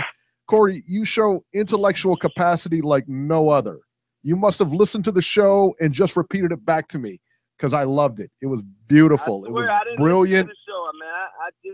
Completely brilliant. It's what I've been saying all show. I heard a little bit of fight. Brilliant. I got on like a little bit before Fight Doctor. So, but yeah, David Lemieux's gonna win by TKO. I'm willing to take, I'm willing to take any kind of bet that I have to take to prove to y'all, man. But all I'm telling you is, man, I'm betting the house on this shit, Beebs. Like, Beebs, I got so much faith in David Lemieux this weekend coming up, man. I cannot wait, man. It's finally here, man. I mean, the Rigondeaux-Lomachenko fight was here, but how many of us thought that it was going to really be a good fight? How many of us really thought that? I thought it was going to be a good fight. ESPN, and you were waiting. Did you really think it was going to be a slugfest? Did you really think that? Who, Rigondeaux and Lomachenko? Did you really think that it was going to be a technical fight? I thought it was going to be a technical fight. Lomachenko, Rigondeaux, I thought it was going to be a technical fight. Yeah, I thought it was going to be technical. Yeah, but now you got this other fight coming on the following week in Canada, baby. And, you know, this shit is going to be lit. David Lemieux is going to take this fucking belt from this kid. So fucking, I mean, badass. I got his ass doing a stunning knockout on Billy Joe, man. Billy Joe has never tasted this type of power before. I've never seen him in there with a guy that slugs like David Lemieux. And this is a newly found David Lemieux. Because David Lemieux, when I seen him fighting Rubio, that's not the same David Lemieux that's fighting right now. I'm sorry. That's not the same David Lemieux that's fighting right now. There's two totally different fighters. I don't know what the fuck got into David Lemieux from the Rubio fight till now. I know he switched camps. That has a lot to do with it.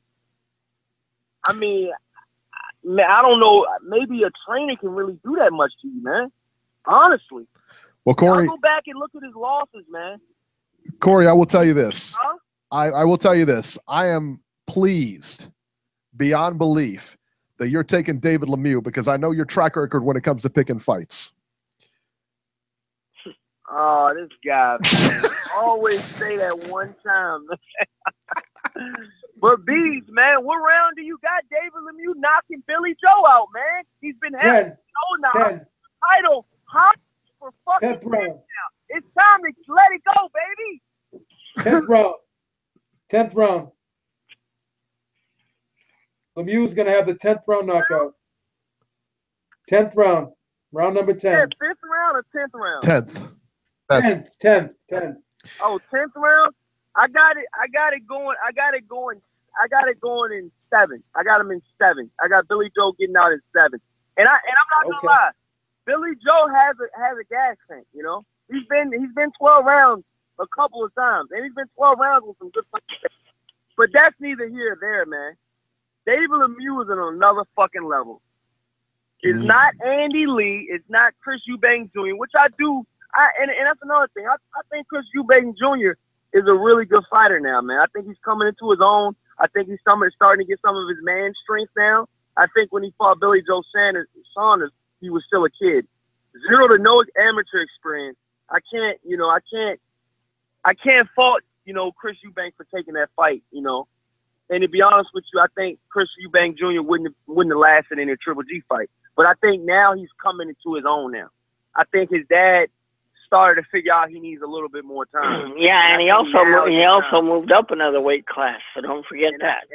And Robbie, I really think now's the time, man. I think it's Chris Eubanks Jr.'s time, and I really think he's under the good tutelage. You know, I mean, he's been in good camps from what I heard. He's been in the TMT camps. You know, he's been sparring the hell out of some of the world-class fighters, and he's been doing fucking really good. I've been hearing he's been holding his own with light. Well, he'll beat George Groves, so don't worry about that. Yeah, I've been hearing. Yeah, I got him beating George Groves for the record. You know, you heard it here first. I got Chris Eubanks Jr. Yeah, actually, you heard it here first. I have him winning the whole thing. Yeah, I got him stopping Groves. I got Junior stopping Groves. You heard it here first. You heard it. Back to the David Lemieux. I got David Lemieux winning. But the James DeGale, you know, I just want to touch on that really quick. All right, real quick, because we got to go. James DeGale, y'all, is fucking, you know, all of this shit talking you've done. All of the rounds you went with your mouth. And you lose to this caliber of guy, Ultra Better Beeb walks straight through this guy. Ultra Better Beeb walks straight through this dude. And I'm on record saying that Ultra Better Beeb is going to be crowned the light heavyweight unified champion. I've been on record to say that. Did you see what this dude, man, I'm telling y'all right now. James DeGale is not what y'all think he is. I never thought he was much. He's not what y'all think he is. I didn't think he was that good, man. Y'all like, yeah, I think James, a couple of y'all were like, you know, the James DeGale rematch with Groves. I got James DeGale in that. I'm like, you know, that's not for sure though, man. You know, that's not for sure. Who the fuck is James DeGale? You know, James DeGale is nobody, man. You know, he lost that title. He's a nobody, you know, and I didn't, you know, I questioned James DeGale from the get-go. You know, I don't care what kind of medals he has. Didn't he have a gold medal, y'all? I don't know. Corey, we got to get running, though. We got to go. Your 2 minutes are up. You're kicking me off the show, man. You let everybody else run their fucking mouth. You kick the best caller off the show. Wait. See you later, Corey.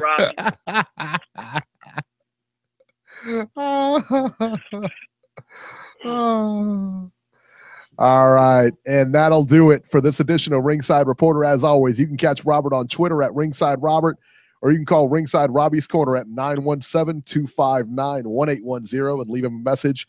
You can catch Joe Habib on Twitter at jhabib1 and find his YouTube channel at beatingtheoddswithbeeb.com. I'm at Ringside 73, and we will catch you next week. All right, everybody.